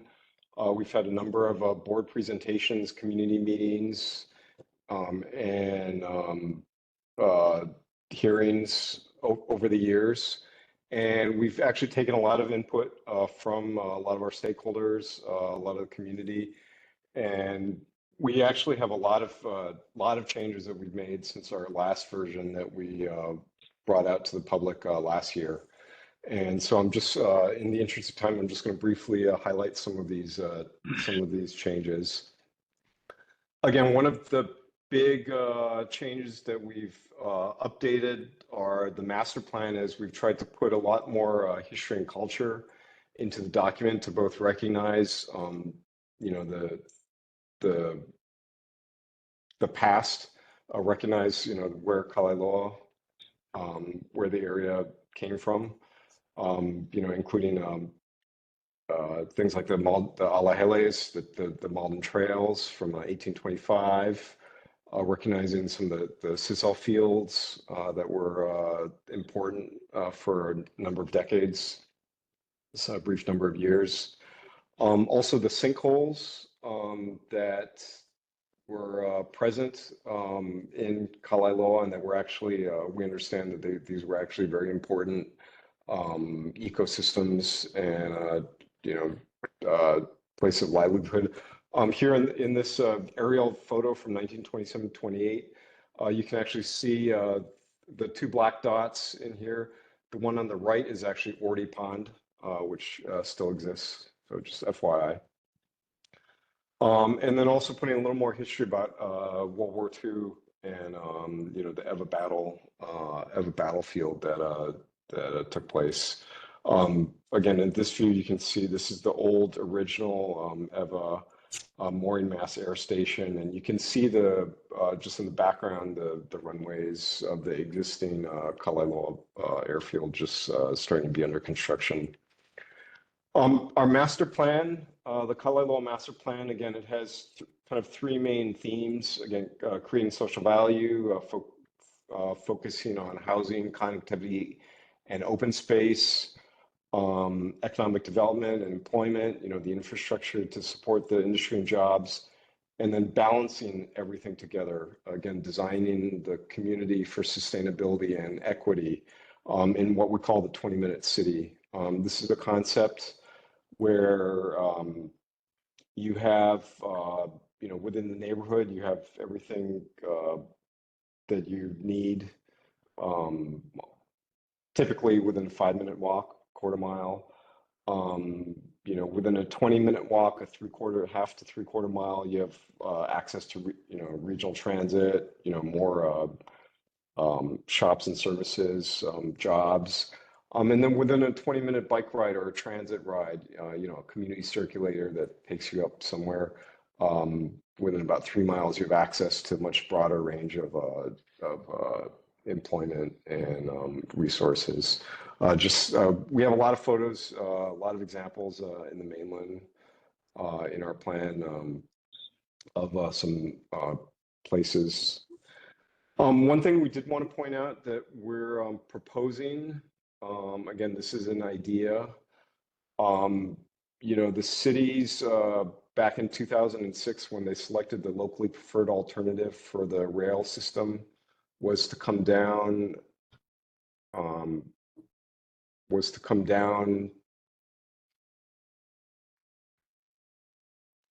Qualikai Parkway and then swing down through Kalaeloa along Saratoga. What we're actually proposing is we're suggesting, you know, in our plan that maybe rail, future transit, you know, stays along Roosevelt. So that's just an idea that we're floating. Again, there's lots of studies, and the city has a lot of decisions to make, you know, lots of coordination, but this is just one thing that we wanted to float in the master plan. Now kind of switching, one thing I did want to note, there's a lot of information in the master plan. We do have a consultant on board that's going to help us actually with the infrastructure portion of the master plan, sorting out the future demands for power, water, and those types of things. And so that's kind of how we're kind of moving forward on that. I did want to switch gears for a few minutes just to talk about the administrative rules. Again, this is the kind of the zoning rules. This is how we implement the master plan. The design regulations, I guess, that we require people to follow. Again, you still need a city building permit in Kalailoa, but before you do that, you come to HCDA and we'll review your plans. It's like we do the initial zoning review, just like you would normally have that done in the city. Again, one of the main things we tried to do was try to get a greater consistency with our HCDA procedures as well as city rules. Trying to get it more consistent with, for example, roadway classifications, street trees. We're trying to just adhere to the city street tree plans. Adopting more flexible green building standards, for example, and allowing stormwater retention and detention bonds to be kind of jointly used as open space, trying to make them more productive. We've also removed the off-street parking minimums to be consistent with the city ordinance 2041, which removes the off-street parking throughout the rest of the city. Here's just a quick example of some of the streamlining that we've done. Left column, you have some examples of the types of work currently in the current, and then the middle column is the current rules, and then the types of permits and the proposed rules. In essence, we're making things a lot simpler. Previously, you needed a development permit, which requires hearings to do a lot of things, especially on these large lots in Kalailoa, which are typically greater than 40,000 square feet. Now we have a lot of smaller permits, renovation permits, rules clearance permits, and in some cases, even eliminating the need for us HCDA permit, just going directly to a building permit. Also trying to promote shorter duration events. Right now there's kind of no way to do that except to get a conditional use of vacant land permit. We're now adding a new temporary use permit. So just making it a lot more simpler. We've also added some overlay zones, trying to, again, foster Saratoga to be a much more main street. And then also recognizing the Eva battlefield, this important place, which was actually the first part of the island of Oahu that was attacked on December 7th, 1941. This is a diagram showing the regulating plan that we're proposing for Kalailoa. Again, it's pretty much built off of the existing, it's very similar to the existing regulating plan. In orange, you see a lot of mixed use areas, which would allow everything from industrial to residential.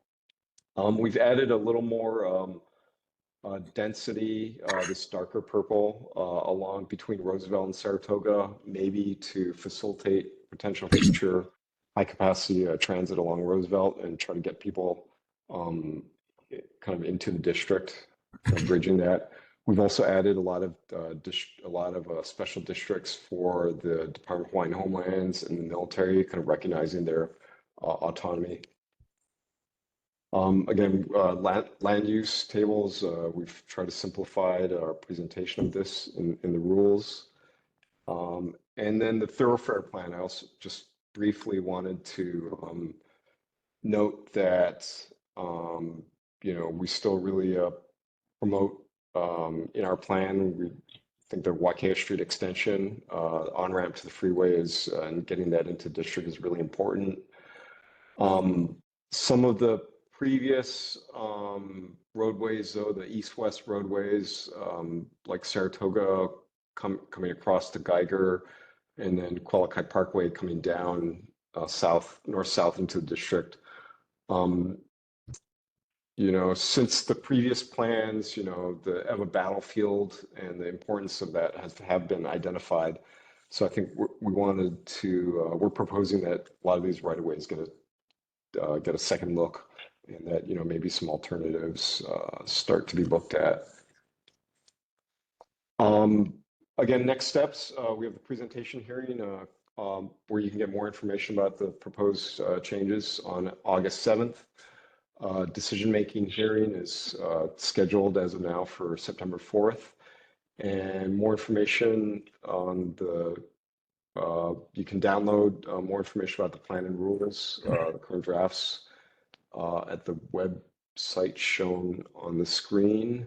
Again, we would appreciate any comments that you may have. We're looking for feedback, again, via email, dbed.hcda.contact@hawaii.gov. There's a web or you can call us.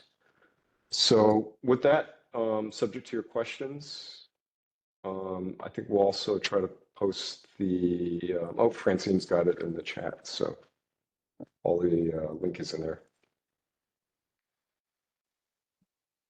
So again, subject to your questions, that concludes our report. Mahalo for the update on the rulemaking process to amend the rules for ACDA's Kalaeloa district. Are there any questions or comments from fellow board members at this time?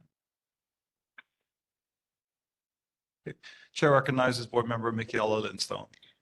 How likely is it that the rail will come to Kalaeloa? That's, I don't know if that's for me to say. I don't know if Craig, you want to jump in on that. Yeah, I remember Lidstone. I don't know if we're the right people to answer that question, but I think we're making plans for it. How's that? Mahalo. I don't think a lot of people know that there are plans for the rail to come to Kalaeloa. So mahalo for making that a part of the presentation. Thank you. Yeah, it was approved as part of the, when they approved the rail back in 2006, they actually approved the whole 34-mile alignment from University of Hawaii, all the way to West Kapolei, the target. So, yeah, we just wanted to highlight it. Any other questions or comments from fellow board members? Any questions or comments regarding the Kalaeloa proposed amendment presentation from community members at large? The chair recognizes Second Vice Chair Dr. Keone Dudley. Yes, I'm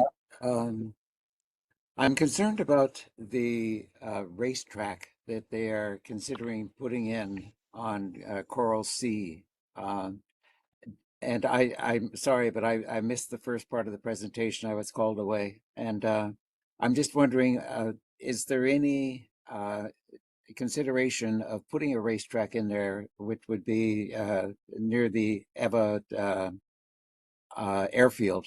And it would be a real problem for the people who live in the houses around that, both in Kalaeloa and also over on the Eva side of the property. Right. Yeah, I don't, we have not formally talked to the city Department of Parks and Recreation yet in terms of what their plans are. So I think formally we're not aware of their plans, which I think we've seen in the paper, just as you may have, that they want to put in a racetrack. But again, we're not formally aware yet. We are planning to reach out to them, and we've had initial contact, and we certainly want to work with them on that. Let me tell you that this board has voted very strongly against that place. We think that the racetrack should be way over by the Campbell Industrial Park. Also like to make a comment about the North-South Road, Kualakai Parkway. The extension down into Kalaeloa is a problem because it crosses between the parkway above the shopping center and and Saratoga, and on that Diamond Head side of the shopping center. I think that there are a lot of reasons why it should not go there. There are sacred things and so forth. And the idea that the buses now are going on the what we used to, on the Y&I side of the shopping center. I think that we really ought to try to get any extension from the north-south road to go on the Y&I side of the shopping center and down into Kalailoa. So I just wish you'd keep that in mind. Also noted. Thank you. Thank you. Also, if I can add, Chair. Go right ahead. Yeah, Dr. Dudley, also, I think with respect to the race track or the idea of it, I think the mayor's representative is on the call, right? Deputy Director Suzuka. So maybe he can take back some of those concerns. Thank you. I would be happy to if someone could restate the concerns again, please. Maybe Dr. Dudley, could you restate your concerns about the idea? racetrack? Is it? Yeah. There's a racetrack that is being planned close to Kamakana Ali'i, just below it in Kalailoa, and it's on property that is part of the Eva Field,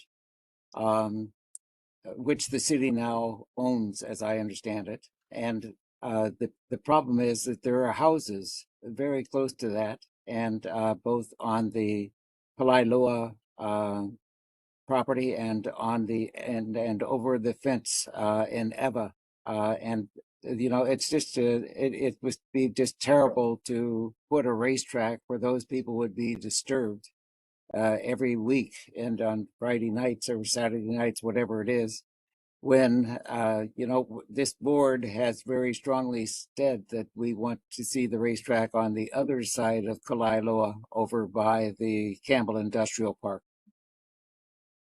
Thank you very much. I understand. I'll take it back.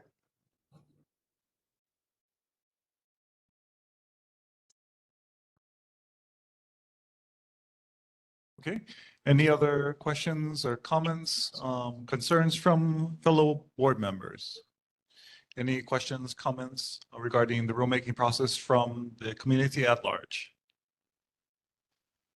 Okay, let's go with Uncle Frank Ganadio.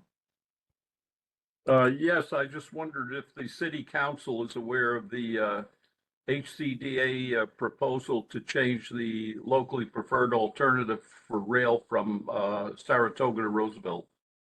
Thank you. Thank you. I'm not sure that we've had specific conversations on that. Again, we're just we did provide the plan to DTS and the other departments for comment. So.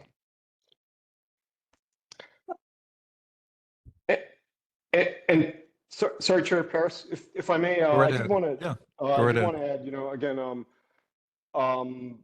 we are always also looking for if there's any input on any traditional Hawaiian cultural practices or anything that are present in the Kalailoa area that we should be aware of, and that may be affected by the rules. We're certainly interested in that, and would encourage people to contact us.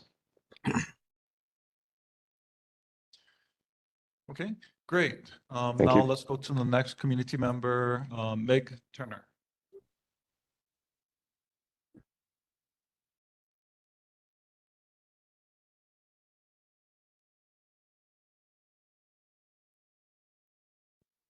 Auntie Meg, are you available to comment?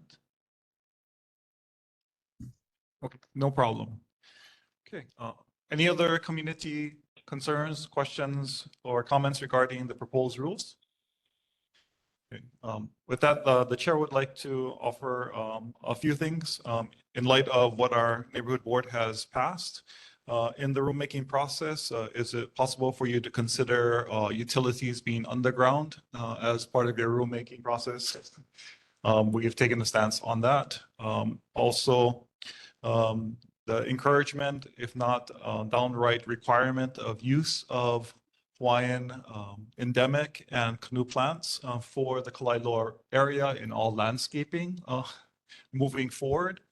Because right now our areas are being landscaped and many of the areas around us are having shower trees and all of these wonderful plants that come from somewhere else. And if we want to retain a sense of place, we should probably be using the flora and fauna of these islands. Regarding landscaping, if you could consider in the rulemaking process, allowing for the usage of threatened and endangered species because of the fact that we have to go through multiple levels of government in order to actually get certain plants move forward, including the akoko. It will be helpful if HCDA allows in their regulations for endangered and threatened species to be used in landscaping, because the entire area is filled with the native habitat that only exists for dozens of flora and fauna. So just making sure that HCDA rules doesn't inhibit, that would be really greatly appreciated. And another one that we've taken stance on is on disaster preparedness and coordinating for the areas. Can you make sure that there's coordinated places for disaster relief requiring certain levels of resilience given climate change? And practically speaking, if ACDA could coordinate how to help out the Campbell Industrial Lot area and allowing access for its industrial mixed-use areas to use another connection into Campbell Industrial, including potentially on Olai Street, because that entire area on the Campbell Industrial side, Kalaeloa, is currently zoned for industrial or mixed-use areas, but they have to come all the way back out in order to actually coordinate with their fellow industrial use zone areas. So I'm not sure if that's part of the rulemaking process, but anything that allows us to be able to both have an inroad and egress for disasters for that area and for Campbell Industrial and for easier access for all of our businesses and industrial zoned areas to be able to access Campbell more without having them go through villages of Kapolei or through our commercial areas or residential units. That would be greatly appreciated. Any other questions or comments for the rulemaking process at this time? The last one that has come before our board is if in the rulemaking process you can allow for coordinated cycling activities or dedicated routes along the areas, because you're doing street frontages and so forth, because our area has been a hotbed for training for cyclists and other recreational activity enthusiasts. And it will be, I think it will be better if we don't have to always close down the roads. If we are allowing those activities, if we just built it in when we have the ability to plan for it now. Chair, Okay. Chair Paris, Yes. Craig Nakamoto. If I may. Sure, go ahead.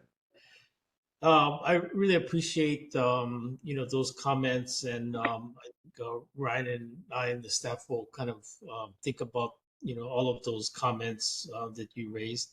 And one in particular actually is the first one about the neighborhood board's position on undergrounding utilities. I think I want to reserve some time in the future to come to the board and make a presentation on that. I certainly think that in the past I've been an advocate for undergrounding utilities in Kalaeloa, and a better electrical grid, a more reliable electrical grid, and a more reliable electrical system is one of the keys to, future development, economic development in the district. It is one of the impediments. The current electrical system is one of the impediments, conversely.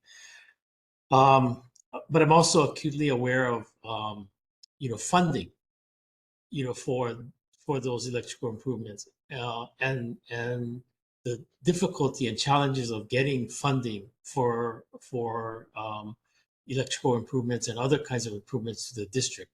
The challenges, and we may be faced with a kind of a balancing between making electrical grid improvements that are going to generate, workforce development, economic development, housing, versus, undergrounding. And we may not have enough funds to underground the whole district, I guess is what I'm saying. And I'm just giving you a preview of what I see coming up.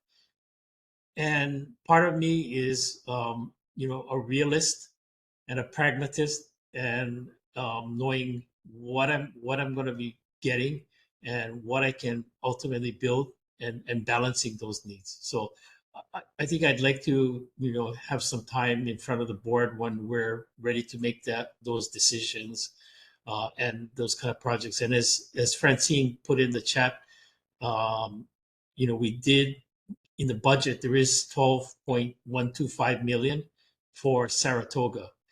12.125 million for Saratoga is probably not enough to underground the utilities in that area. So if I may, and kind of ask you if I can come to the board when we're ready to make those decisions about it,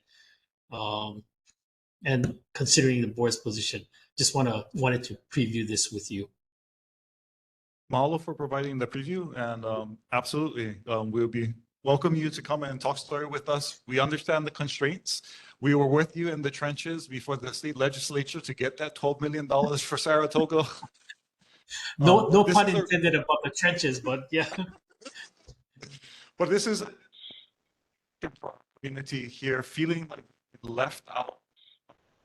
They're planning for the entire city of Honolulu. Everything's focused towards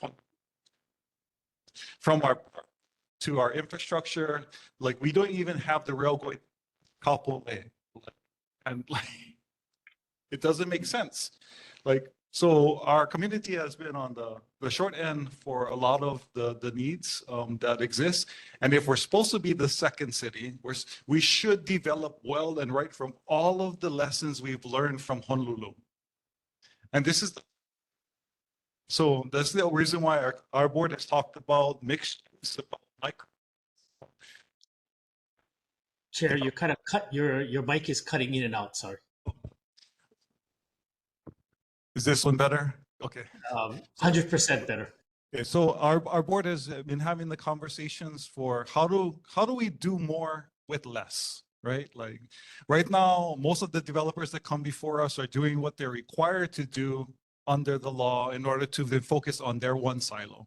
But if we have rules in place to encourage them to think like out of the silo, to be like disaster preparedness involved, how do we make sure that our electricity in our homes are actually disaster proofed, including microgrids and EV ready, and having gardens on top of our roofs? Like, that's the conversation we've been having for the last few years about how to make sure that our city in Kapolei and Kalaeloa can actually be the future that we're going to build. So looking at ACDA, we see you as partners of how do we make sure that we can do the best that we can, and we will push for the best that we can. So we look forward to continuing the conversation, and let's see how amazing we can develop this area for the betterment of the next generations. Thank you, Chair Paris, and again, thank you for your service and getting elected. It's been a long time since I've attended this board meeting. I forgot how well it's run by you, and so thank you. Absolutely, and thank you guys for doing all of the legwork, especially coordinating all of the plans from the various departments that don't actually all fit perfectly. So I give you guys credit. Yeah, I'm really fortunate to have good staff and like Ryan and others, Francine. So credit goes to them.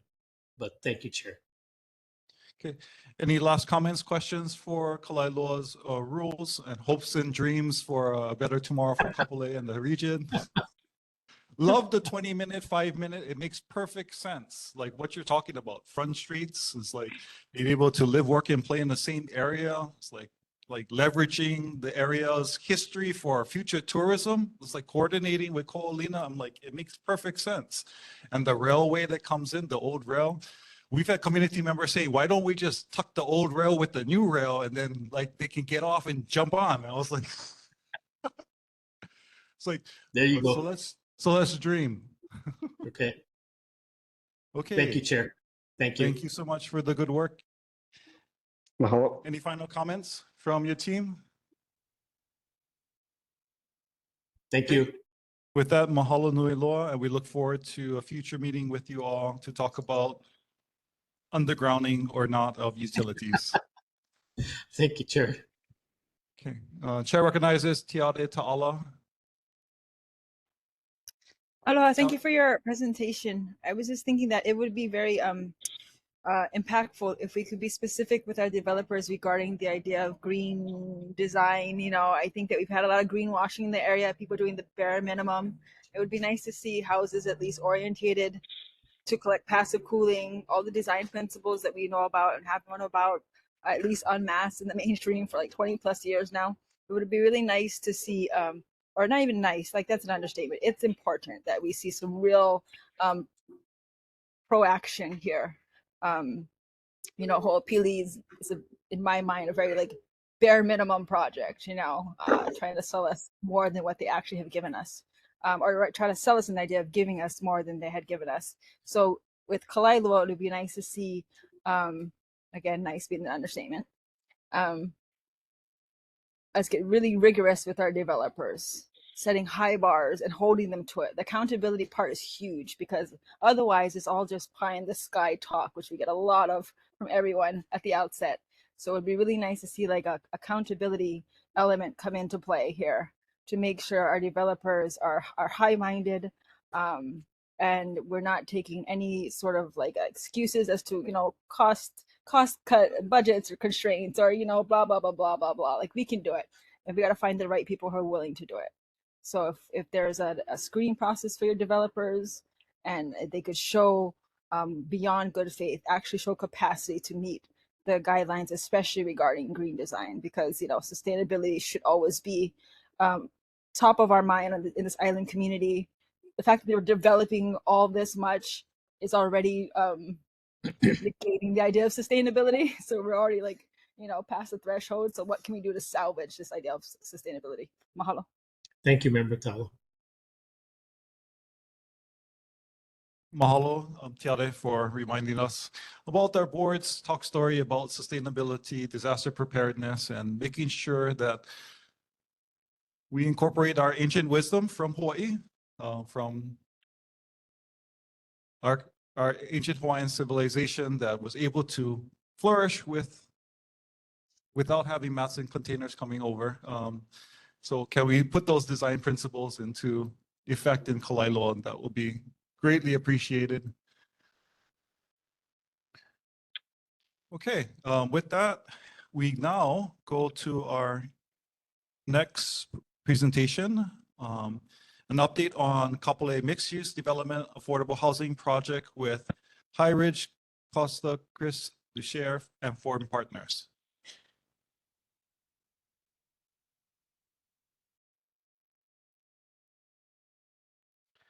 Aloha.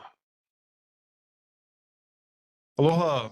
Mr. Chair, Mo Mohana, High Ridge Costa. With me here is also Chris Duker with Foreign Partners and Emily Davids. Thank you for the opportunity to provide you with an update on our upcoming expansion of our community Hale Moena in Kapolei. We have a presentation, and with permission, can we share it, please? Yes, go right ahead. Thank you. Chris. I believe my partner Chris was going to share it. I believe he's online.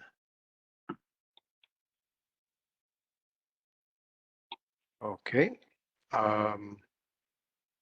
Then Emily, do you have it? Okay. Then I will try to share it. Give me one second. No problem. Just give me 1 second. I'm pulling it up right now. Okay. Sorry for the delay. Okay. Share.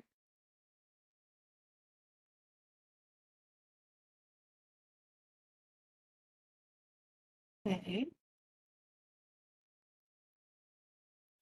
No problem. As they're trying to bring up the presentation, now it's 9:05. We have about 55 minutes remaining before we go offline tonight.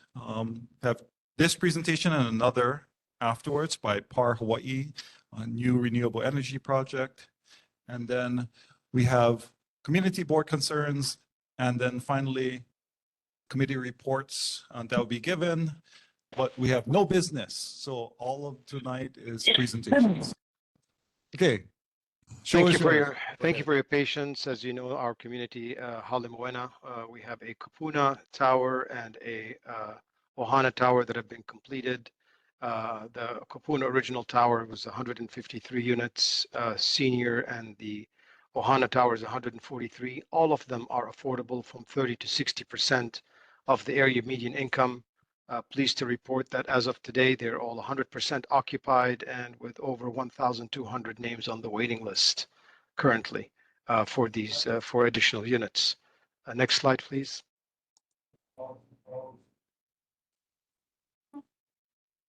As you know, Harwich Costa and Form Partners are affordable housing developers with multiple communities completed on lease up, under construction in Oahu and throughout the neighbor islands. That is primarily what we do. We have about 30 years of affordable housing and workforce housing, family and senior development in Hawaii and throughout the nation. Next slide, please. Sorry, there's a bit of a delay. No worries. Oh, there you go. And Form Partners, our development partner with extensive experience in Hawaii in both workforce housing as well as market rate and luxury development. Next slide, please.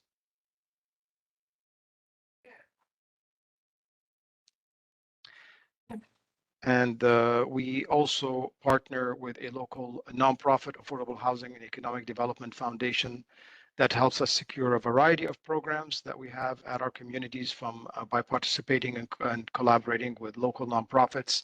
Some of these programs in Hale Moena include meals that are delivered to seniors, include fresh vegetables from a local commune that develops them, includes ukulele classes for our kiki that are living in our Ohana community, and a few variety other programs that our residents are interested in.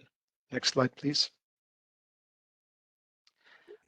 This is current communities that Harwich Costa and Form Partners are working on. Apologies, our partners having, yes, the log back interest Duker will be on shortly. But as I mentioned, numerous communities throughout Oahu, Maui, and Hawaii County. Next slide, please. There's a critical shortage of housing in Hawaii. There's over 50,000 homes needed as of 2025. 50% of the local families earning 80% of the area median income are unable to purchase. And on average, a family earning 80% would need about 23.5 years to save a down payment and still be able to pay their rent and their other expenses. And hence, affordable restricted housing, as this is, and when we say restricted, it maxes out at 60% AMI, and it is restricted for 62 years. The rents are dictated and published by Hawaii Housing Development and Finance Corporation. Next slide, please. So currently, the overall site is about 3.36 acres. As I mentioned before, we've completed the first two developments, buildings, 150 Puna and 143 family. Because of the extensive wait list, the rest of block was going to be developed by one-story commercial. Our intention is to develop some one-story commercial along the front lines of the property, but develop 2 more buildings, phases 2 and 3. In addition, the current commercial space that is underneath the Kupuna and the Ohana Tower has not leased, and we are converting all of that space to additional community space. We're adding a fitness center, playground area, dog park, and a overall exercise room and an extra community room, in addition to new community areas that are going to be under the new buildings that we'll share with you shortly. Next slide, please. We have quite the team. I've mentioned Ahead Foundation and Form Partners, but we have SVR Architects that designed the initial 2 buildings. Hawaiian Dredging, the general contractor that built the previous 2, will be building this one. And several other partners that have worked with us on the 2 buildings that we completed will continue working with us and continuing the legacy we've created on the upcoming 2 buildings. Next slide, please. The key difference really between what we presented to you last time and what we presented this time, it's pretty much the same, and we'll show you a chart showing that. The main difference is 1 building was going to be Kupuna and 1 building was going to be for the Ohana. We're still maintaining the 2 buildings, and you'll see a comparison of roughly the unit count, but we are going to remove the restriction and have both of them be Ohana while still maintaining studios and 1-bedrooms. The demand for the Ohana family units is very high, and what we have seen across the board, not only in Hawaii, but also across the mainland communities that we've developed family, is typically our studios and 1s. We do find about 20 or 25% of them are occupied by seniors. So it does accommodate seniors because it has the smaller units and they do look for studios and 1s primarily, but at the same time, it opens up and provides additional family housing for the Ohana that is in critical need. The community amenities, sorry, can you go back one? The community amenities, as I've mentioned before, in the new center, we will add a swimming pool, and we will add the recreational fitness centers. We're going to add barbecue areas, and I will show you that in the next slide. Phase 3 and 4, basically, one is going to be 13 stories and one is going to be 14 stories. Next slide. So the ground floors that you can see on the top of the page, you are seeing areas that currently are not developed. In the top left corner, the green area was going to be developed as is approved under a previous 201H approval. There was going to be commercial in the top left corner. We're electing to create a playground area instead of building commercial there. And alongside the playground area will be a dog park. And right below it in blue, there is another commercial space, and that commercial space will be converted to community space with open doors that open up to the playground and outdoor seating area. To the right, on the top of the page, you will also see additional common space that is currently commercial. It's going to be converted to common space. There's going to be a fitness center. There's going to be a multi-purpose room used for some Polynesian dance classes. Some of the residents teach them and would like to share that with the community. Bottom left corner in green is where the pool community pool is going to go. And we are adding parking to make sure that we are not relying on any on-street parking, but being able to park the additional units all on site as the first and second building have been parked on site. Next slide, please. This is the second level of parking that is being added. Next level. And then a third level of parking, and then it starts residential. So there's a ground floor parking that will be added, as well as second and third floor parking. Our development partner, Chris Duker, who is going to be presenting this portion, is online now. So I'm going to pass the mic to him. Chris, you're on. Hopefully, can you all hear me? We can hear you. Sorry about the difficulty having to relog on. Aloha kako. Chair Paris, mahalo for the opportunity. I'll continue on as Mo mentioned. From this point on, if you go to the next slide, please, Emily. you can see that there's an additional level of parking under the fourth phase of the building. You see the residential units at the bottom on phase 3. Next level, please. So when we get to here, this shows levels 5 through 13, and this is the typical floor plate that you see, very similar to the first 2 buildings that were developed. As Mo mentioned, the focus is really on Ohana, although we will accommodate seniors. Certainly, that has led to the units being slightly larger than they were in the previous iteration that we shared with you last September. Next slide, please. This shows, you can see phase 4 is actually 1 floor higher. So this is the last level of residential there. So it's about 10 feet taller than phase 3. We'll have some renderings here in a moment. Next slide, please. So here you can see kind of the gateway into the service center and entry area for both buildings. They're going to share that. And then they'll have independent elevator systems, but they'll share some of the common areas. They'll also individually have some of their own. And then as Mo had walked you through, you can see how everybody in the entire project, including phases 1 and 2, 3 and 4, will all share amenities, which really leads to a lot of, great community connections and a sense of, I think, pride with the community that's there. Next slide, please. This one kind of gives you the elevations.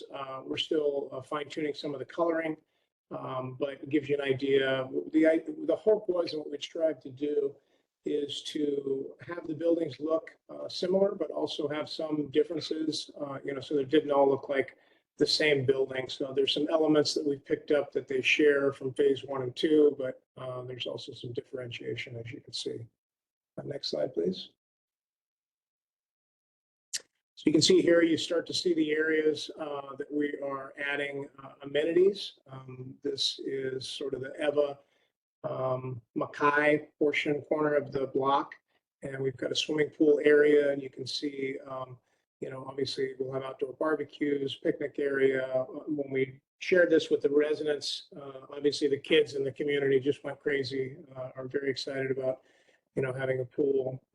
You can see just to the right there, there's going to be a community room that also has an indoor kitchen, bathrooms, gathering areas, television, computer rooms, things like that. Next slide. This here is the Malka kind of Eva Park that is currently vacant now. We're going to add this area. You can see a dog park on the left for the residents, and then on the right, sort of the community area with the kids, tot lot and outdoor seating.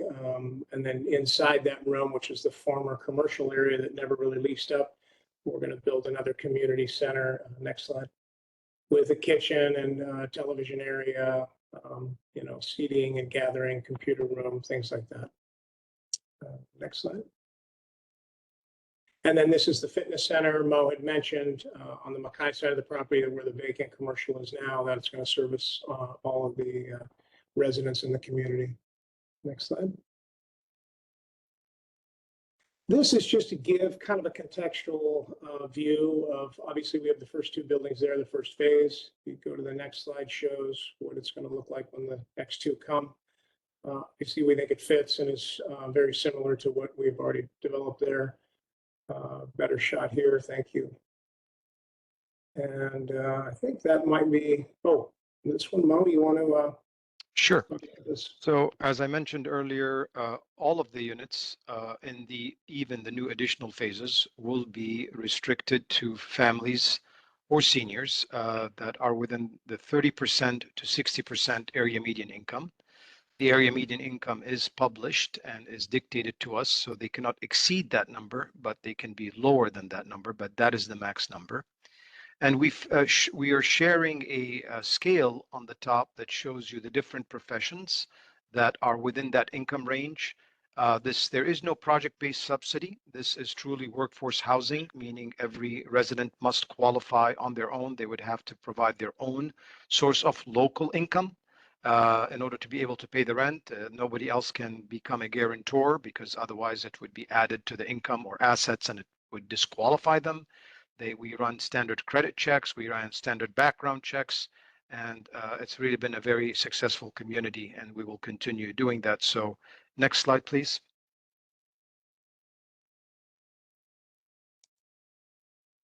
So based on those rents, based on those incomes, the gross rent, and I'll explain why I'm using the word gross rent in a second, will range from as low as $731 for a studio and at the 30% area median income, and as high as $2,172 for a 3-bedroom at 60% of the area median income. And when I say gross rent, this is the gross published allowed rent, but there is a utility allowance deduction. So every unit based on also a published schedule, this rent is further reduced by what the utility allowance or utility expense that the resident would have, and they would be paying the net rent after the reduction, so that they have within their income or within their rent the ability to cover their rent. It is deducted from the rent, and that they pay the net rent. Next slide, please. Chris, back to you. Thank you, Mo. So just a quick little timeline, and then I think we can get to some questions. As you remember, last September, we submitted, we had our town hall resident meeting, and then we came and shared with you the plan last September. We're planning on submitting we did submit our 2-1H submission to HHFDC in June.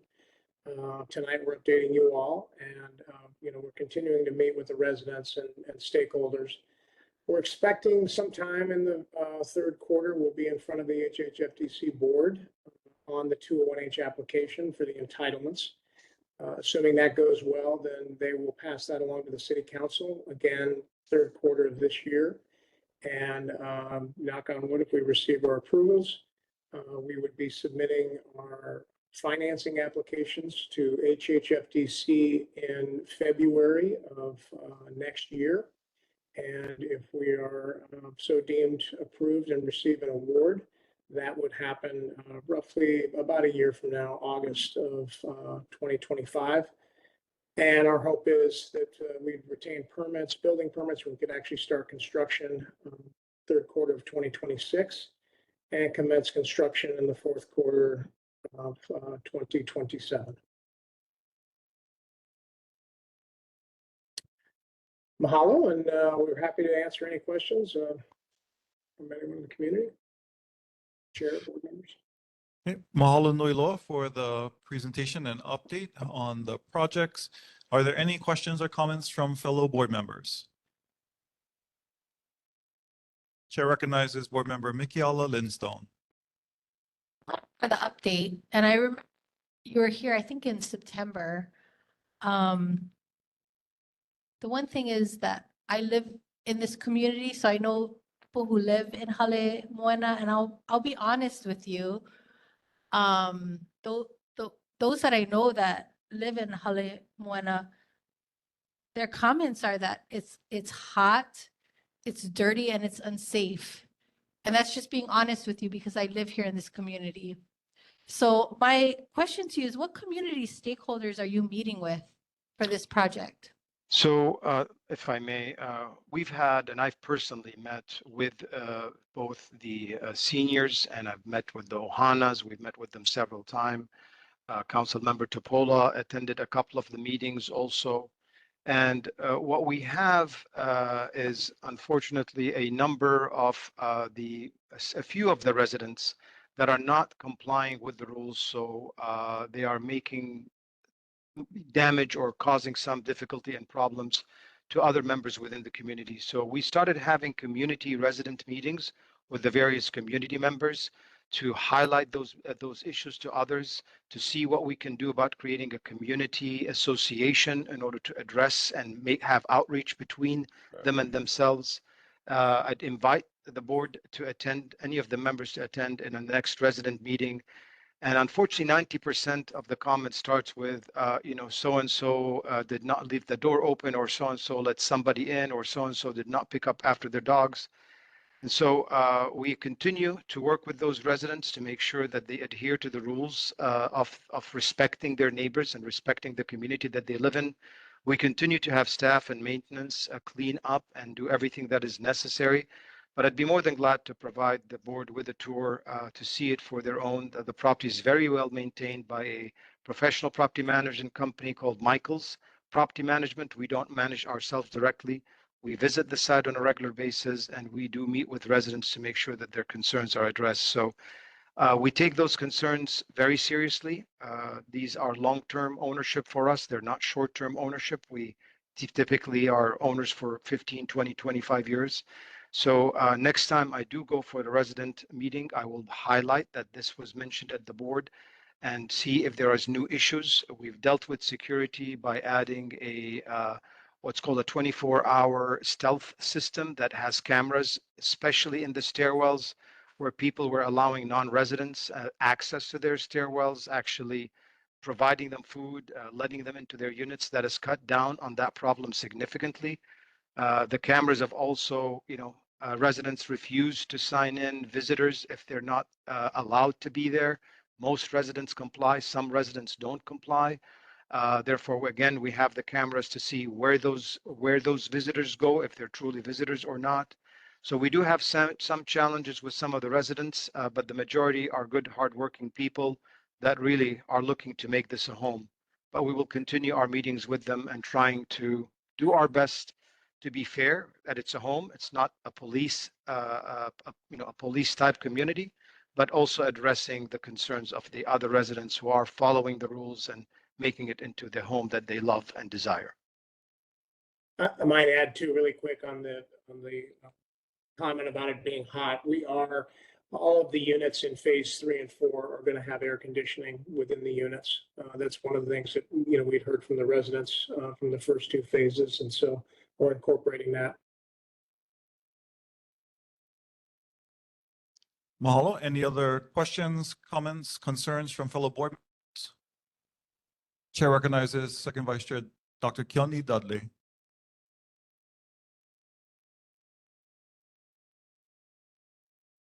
Dr. Dudley, if you could unmute, please. I'm sorry. Okay. This is so fantastic. You guys are doing such a fantastic job. My question is, how is it that you can afford to build the buildings and to charge so little? Where is your funding coming from? Very, very good question, and I will try to answer your question and at the same time be succinct and brief. The way it works, this is financed under what's called the Low-Income Housing Tax Credit Program in combination with tax-exempt bonds. So the capital stack, you have rents, as you mentioned, that are restricted rents, low rents. However, operating expenses, there is no such thing as affordable operating expenses or affordable insurance or construction costs.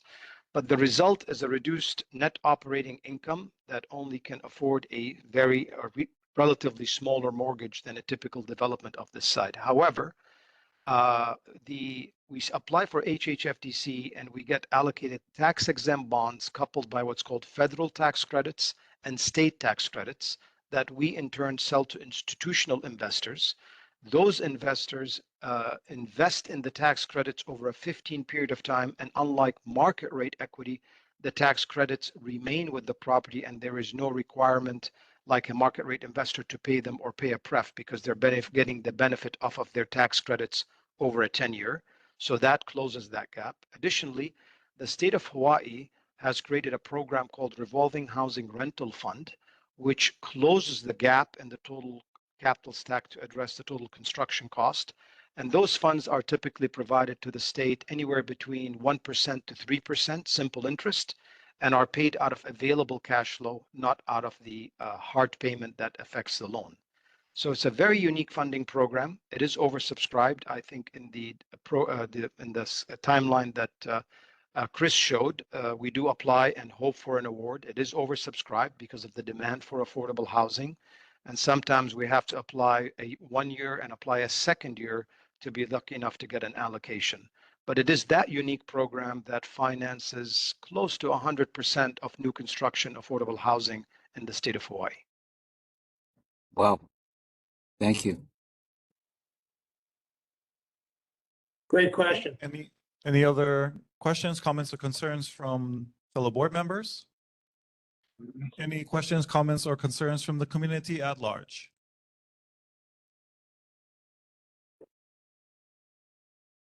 Okay. With that, the chair would like to offer some comments that reiterate things that we've shared before in the past and on all development projects. In specific, the concern about how hot it is has reached many of our board members. So if you could incorporate central air conditioning or passive cooling systems, including green gardens or vegetation and trees around the areas. Also consider disaster proofing the newer buildings. That would include withstanding a Category 5 hurricane in your, we know we can't necessarily afford for the entire building, but for your recreational spaces, your common spaces, your common areas, to turn them into emergency shelter spaces and hubs in a pinch. So disaster proofing those areas and designing it in such a way that the community can gather there if the rooms on the higher floors become unsafe would be extremely helpful, considering we lack disaster spaces across our entire region for people to evacuate to. Also consider in your landscaping use of native and canoe plants and food producing plants so that people can actually benefit from them other than just looking at them, so they could eat ulu or eat mangoes be helpful. Incorporating next year dog park, a place for people to garden in order to actually grow their own vegetables, herbs, and spices. Consider putting in solar panels to offset the general electric use, or if not, green roof spaces. Also, with your new parking spots, consider putting in a percentage for EV electrical charge stations. And looking at long-term operation costs, you could potentially sell those spots, the electrical car stations, to residents that would like to use them. And in your parking area, consider putting in rentable storage spaces for bicycles, e-bikes, scooters, motorcycles, and surfboards because of White Plains. People like to go longboarding. So they don't have to lug up their surfboards to the 25th floor, and they can actually just put it right next to their car. And also temporary storage spaces. The nearest storage facilities are all the way in Campbell Industrial Park area, or at the Kapolei Commons, miles away. It will be super helpful for those people that are doing rodent control in their apartments or moving in and out to have the ability to rent a space for their furniture and other ukana. I was just thinking of the word in Hawaiian. Their other stuff when they're moving in and out. And that could also be a rental place. So these are some of the ideas that we've encouraged all of the people coming before us to consider.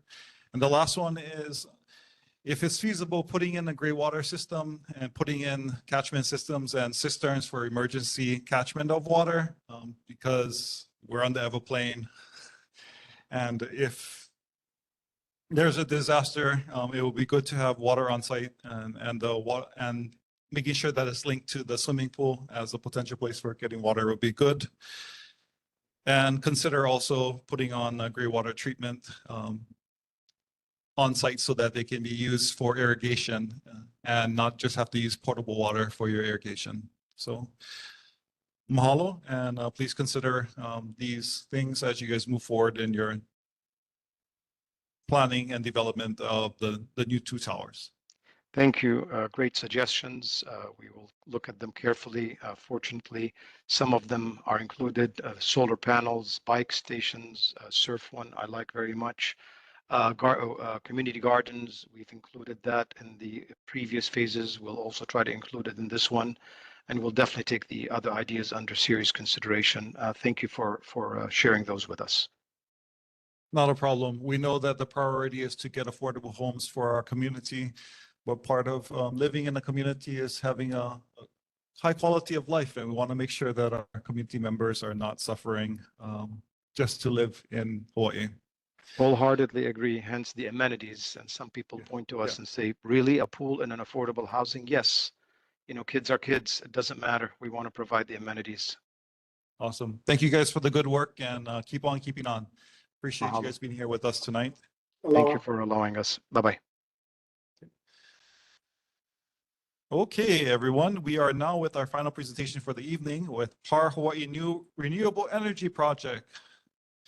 So directors of renewables and project director, I believe, are here with us this evening. So you guys have the last presentation, so take it away. Right. Well, if you could share our screen or slide for us, I'll give a quick introduction. Hi, my name is JB Ware. I'm here on behalf of PAR Hawaii, and I have my co-presenter Todd here who will wrap us up. So our purpose today is to share two very exciting initiatives that we are performing right down the street from us to support decarbonization of Hawaii. You can go to the next slide. So Jamie and Todd. So real quick to familiarize yourselves with who PAR Hawaii is, for those that you don't know, we provide major fuels and energy for the islands. We employ a lot of people in this local area.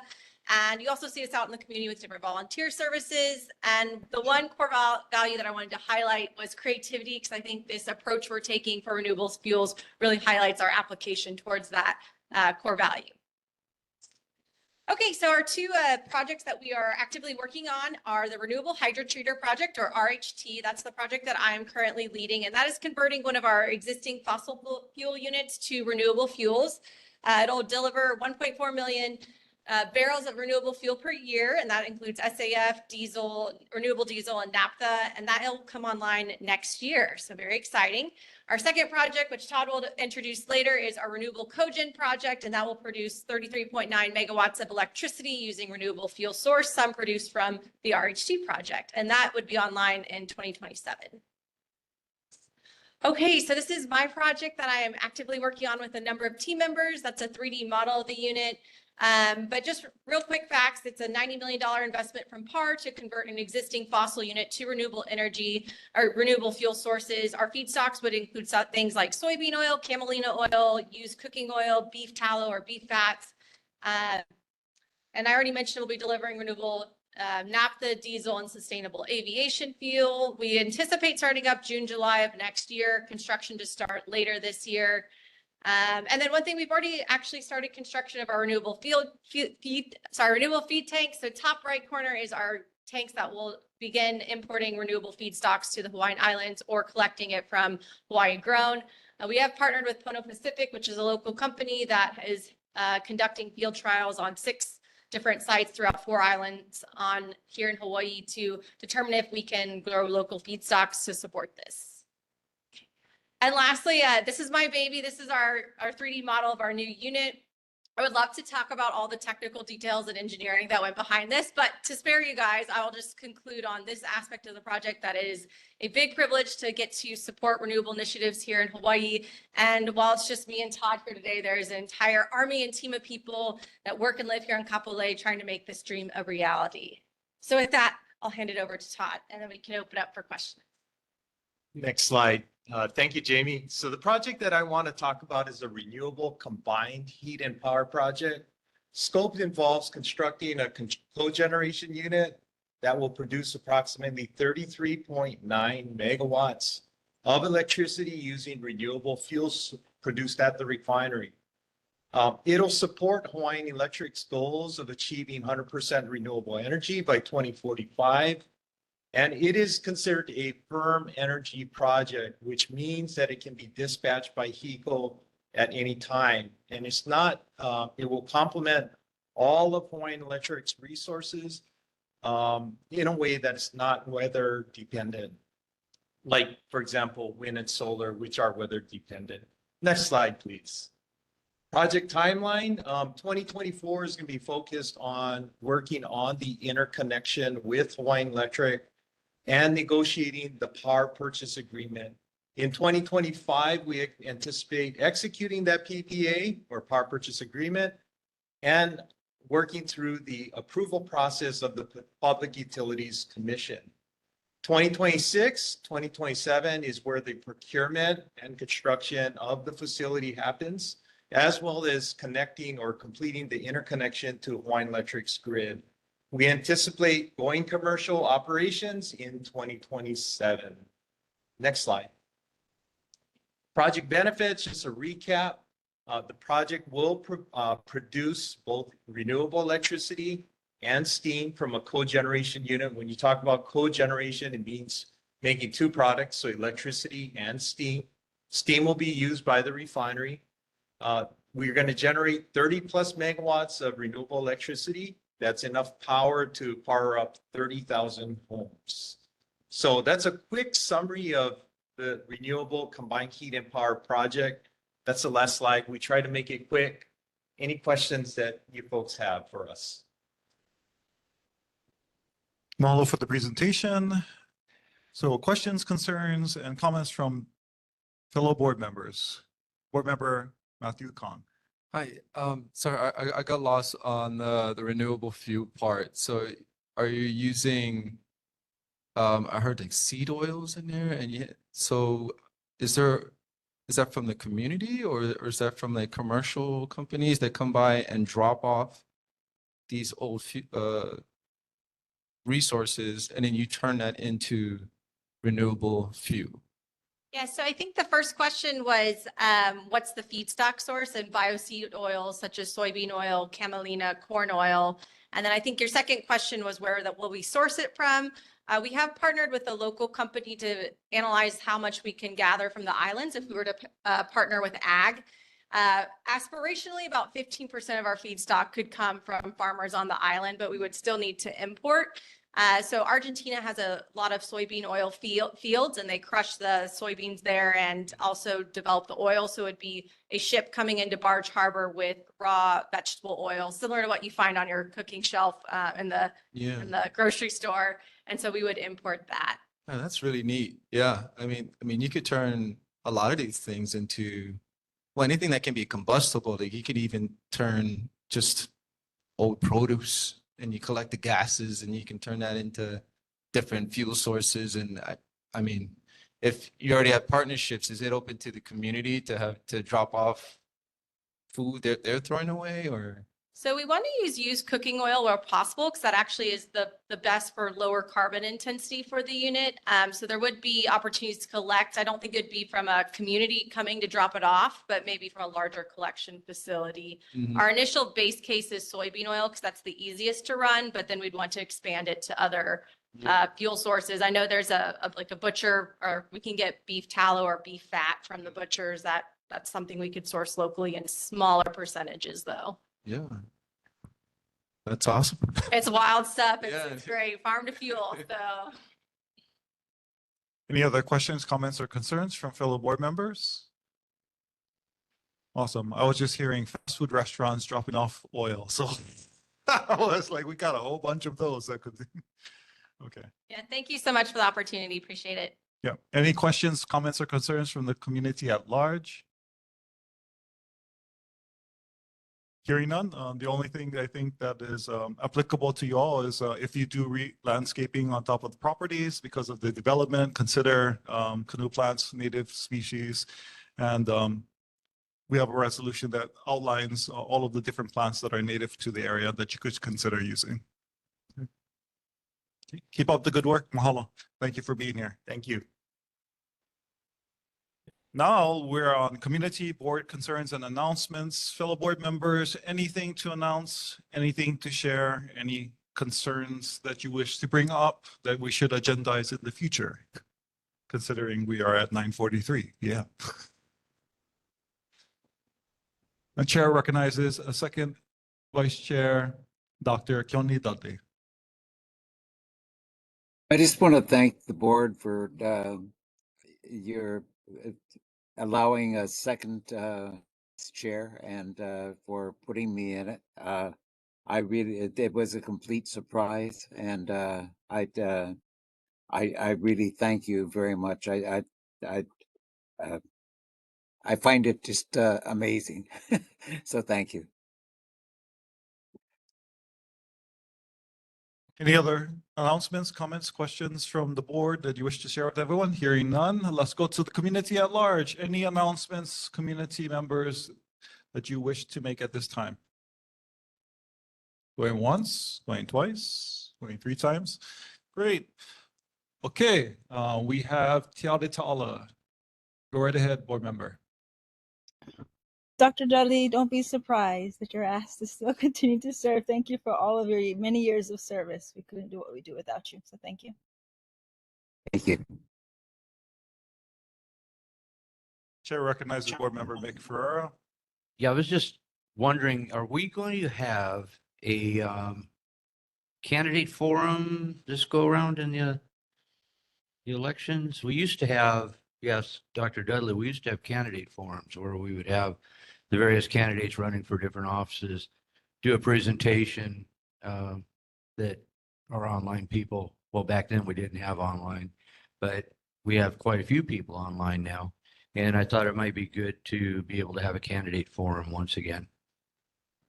Mahalo, we'll look into the logistics regarding the candidate forum and get back to you, and then potentially reach out to candidates to see interest levels by next. We're going to have to do something quick. Yes, next month. Any other questions, comments, concerns, or announcements? Okay, hearing none. Now let's go to our state monthly reports, and we will take them out of order, and we will go first with those people present here in Kapolei, Hale. So let's go with, if that's all right. So Uncle Gordon, like, come on up. And then we have Representative Diamond Garcia. I want to make sure that those people that are here with us get to share. Hi, I'll be quick.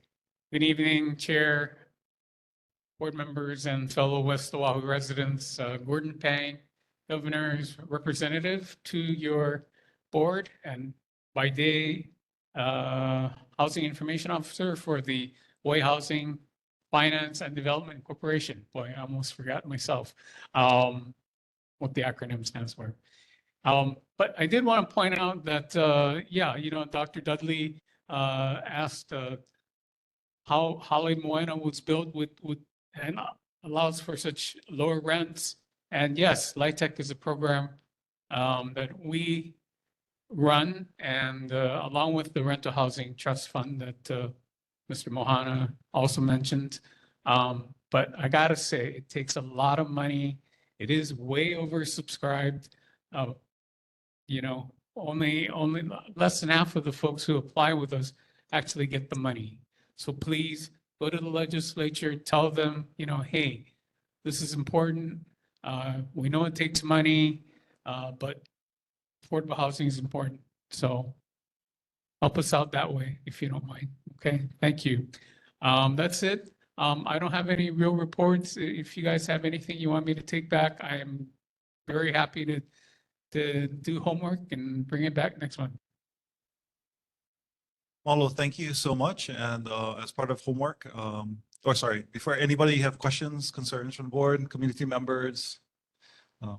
So the chair really likes your idea, and we would like to work with you to put together a resolution that we can actually adopt in order to actually ask our legislatures to prioritize funding the programs that get us actual affordable housing in our community. So yes. That would be awesome. Yes, I would be very happy to help you with that, and maybe you can start a wave and we can get all the other boards to do it as well.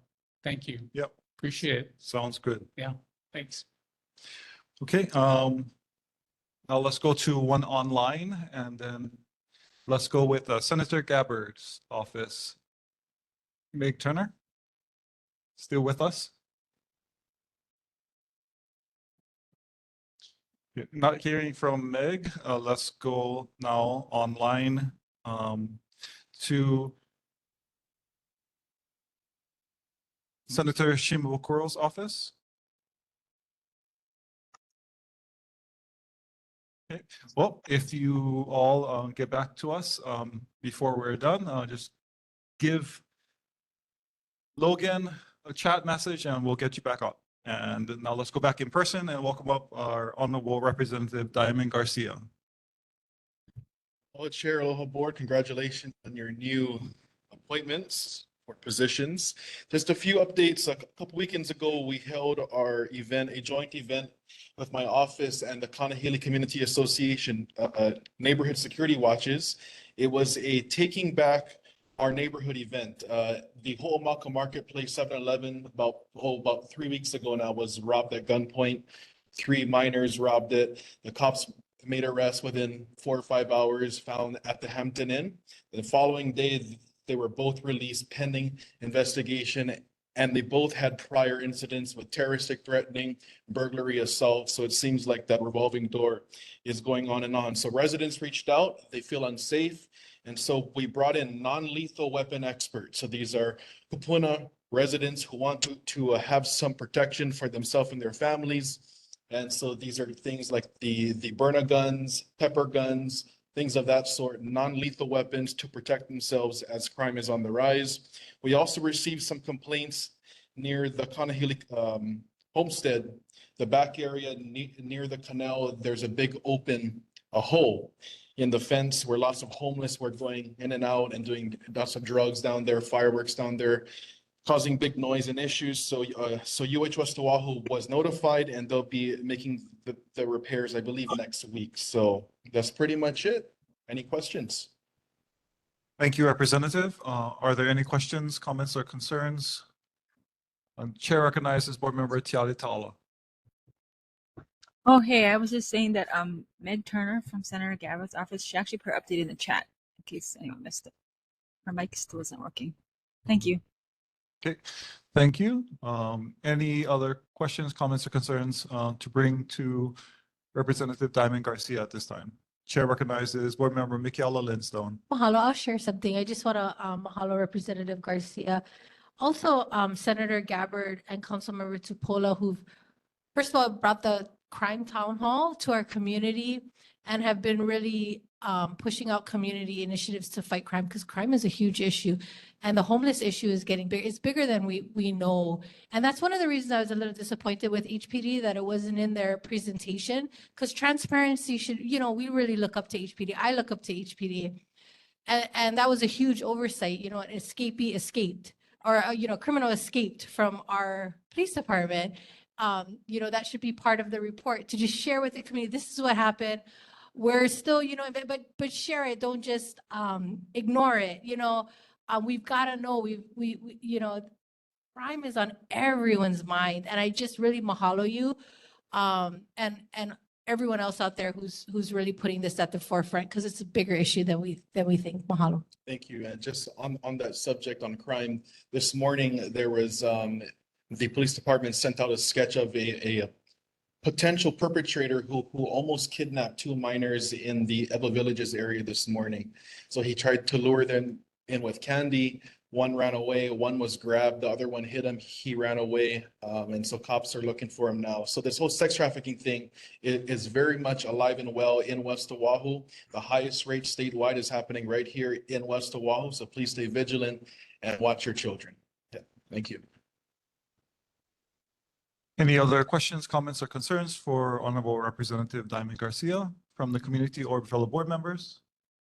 Seeing or hearing none, thank you very much for your service.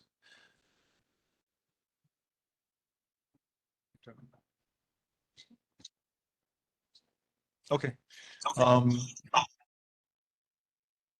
Everyone that's able to use the chat for Senator Gabbard's report, please refer to it, and we'll get that information into our Google Drive, and the other legislative reports from the other electeds into our Google Drive. Last call, any state monthly reports from anyone that I have not called, including HCDA. Did you want to go again, Francine Murray?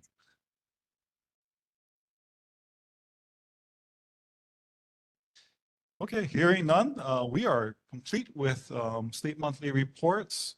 And the final announcement, oh, excuse me, we have a hand up from Second Vice Chair, Dr. Keone Dudley. Go right ahead.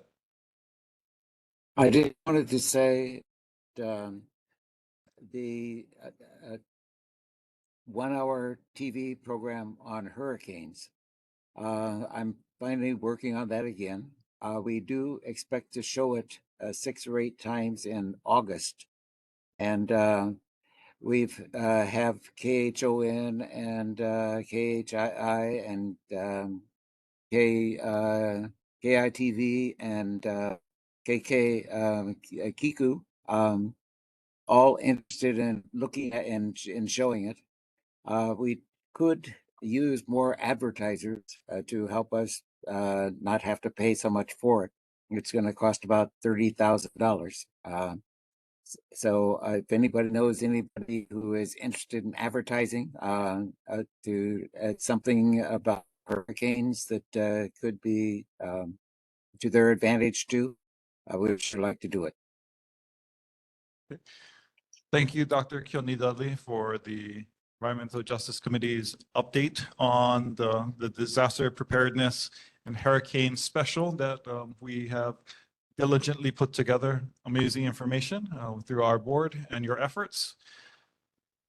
Are there any other reports from the Transportation or Park and Recreations Committee? Chair recognizes Transportation Committee Chair Mick Farrow. Hello. Oh, I think I probably already covered what I was going to when Mr. Genadio was up. So basically, we had a meeting with the mayor, like I said previous, and we're going to be following up for what we can get for the Makakilo Drive completion. Thank you.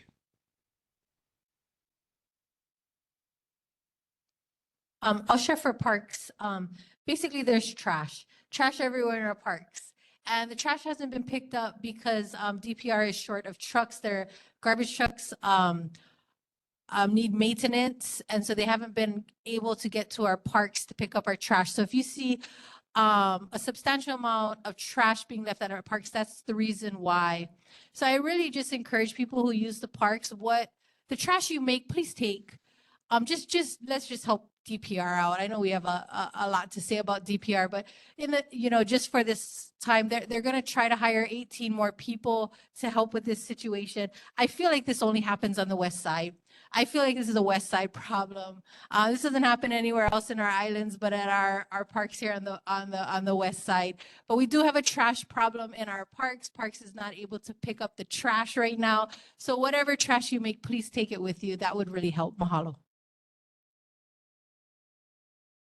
Thank you very much for the reports from Transportation and Parks and Recreation and from Environmental Justice Committees. Now, hello? Okay. Before my microphone dies, there's one last announcement, which is the next scheduled meeting for the Makakilo Kapolei Honokai Hale Neighborhood Board number 34 is tentatively scheduled for Wednesday, August 28th, 2024. And with that, if there's no other business before our board, seeing none, the chair calls the meeting adjourned at 9:57 with 3 minutes to spare. Good job, everyone. Thank you for coming this evening. Thank you for your patience regarding the setup with the local primary elections, taking over the conference rooms. Mahalo nui loa to Olelo and to our neighborhood board, trustee assistant Logan Hutchison. And congratulations again to all of our new officers for the new year. Ulo, we look forward to great work doing together. Okay, aloha, malama pono. You guys have a great night. Aloha.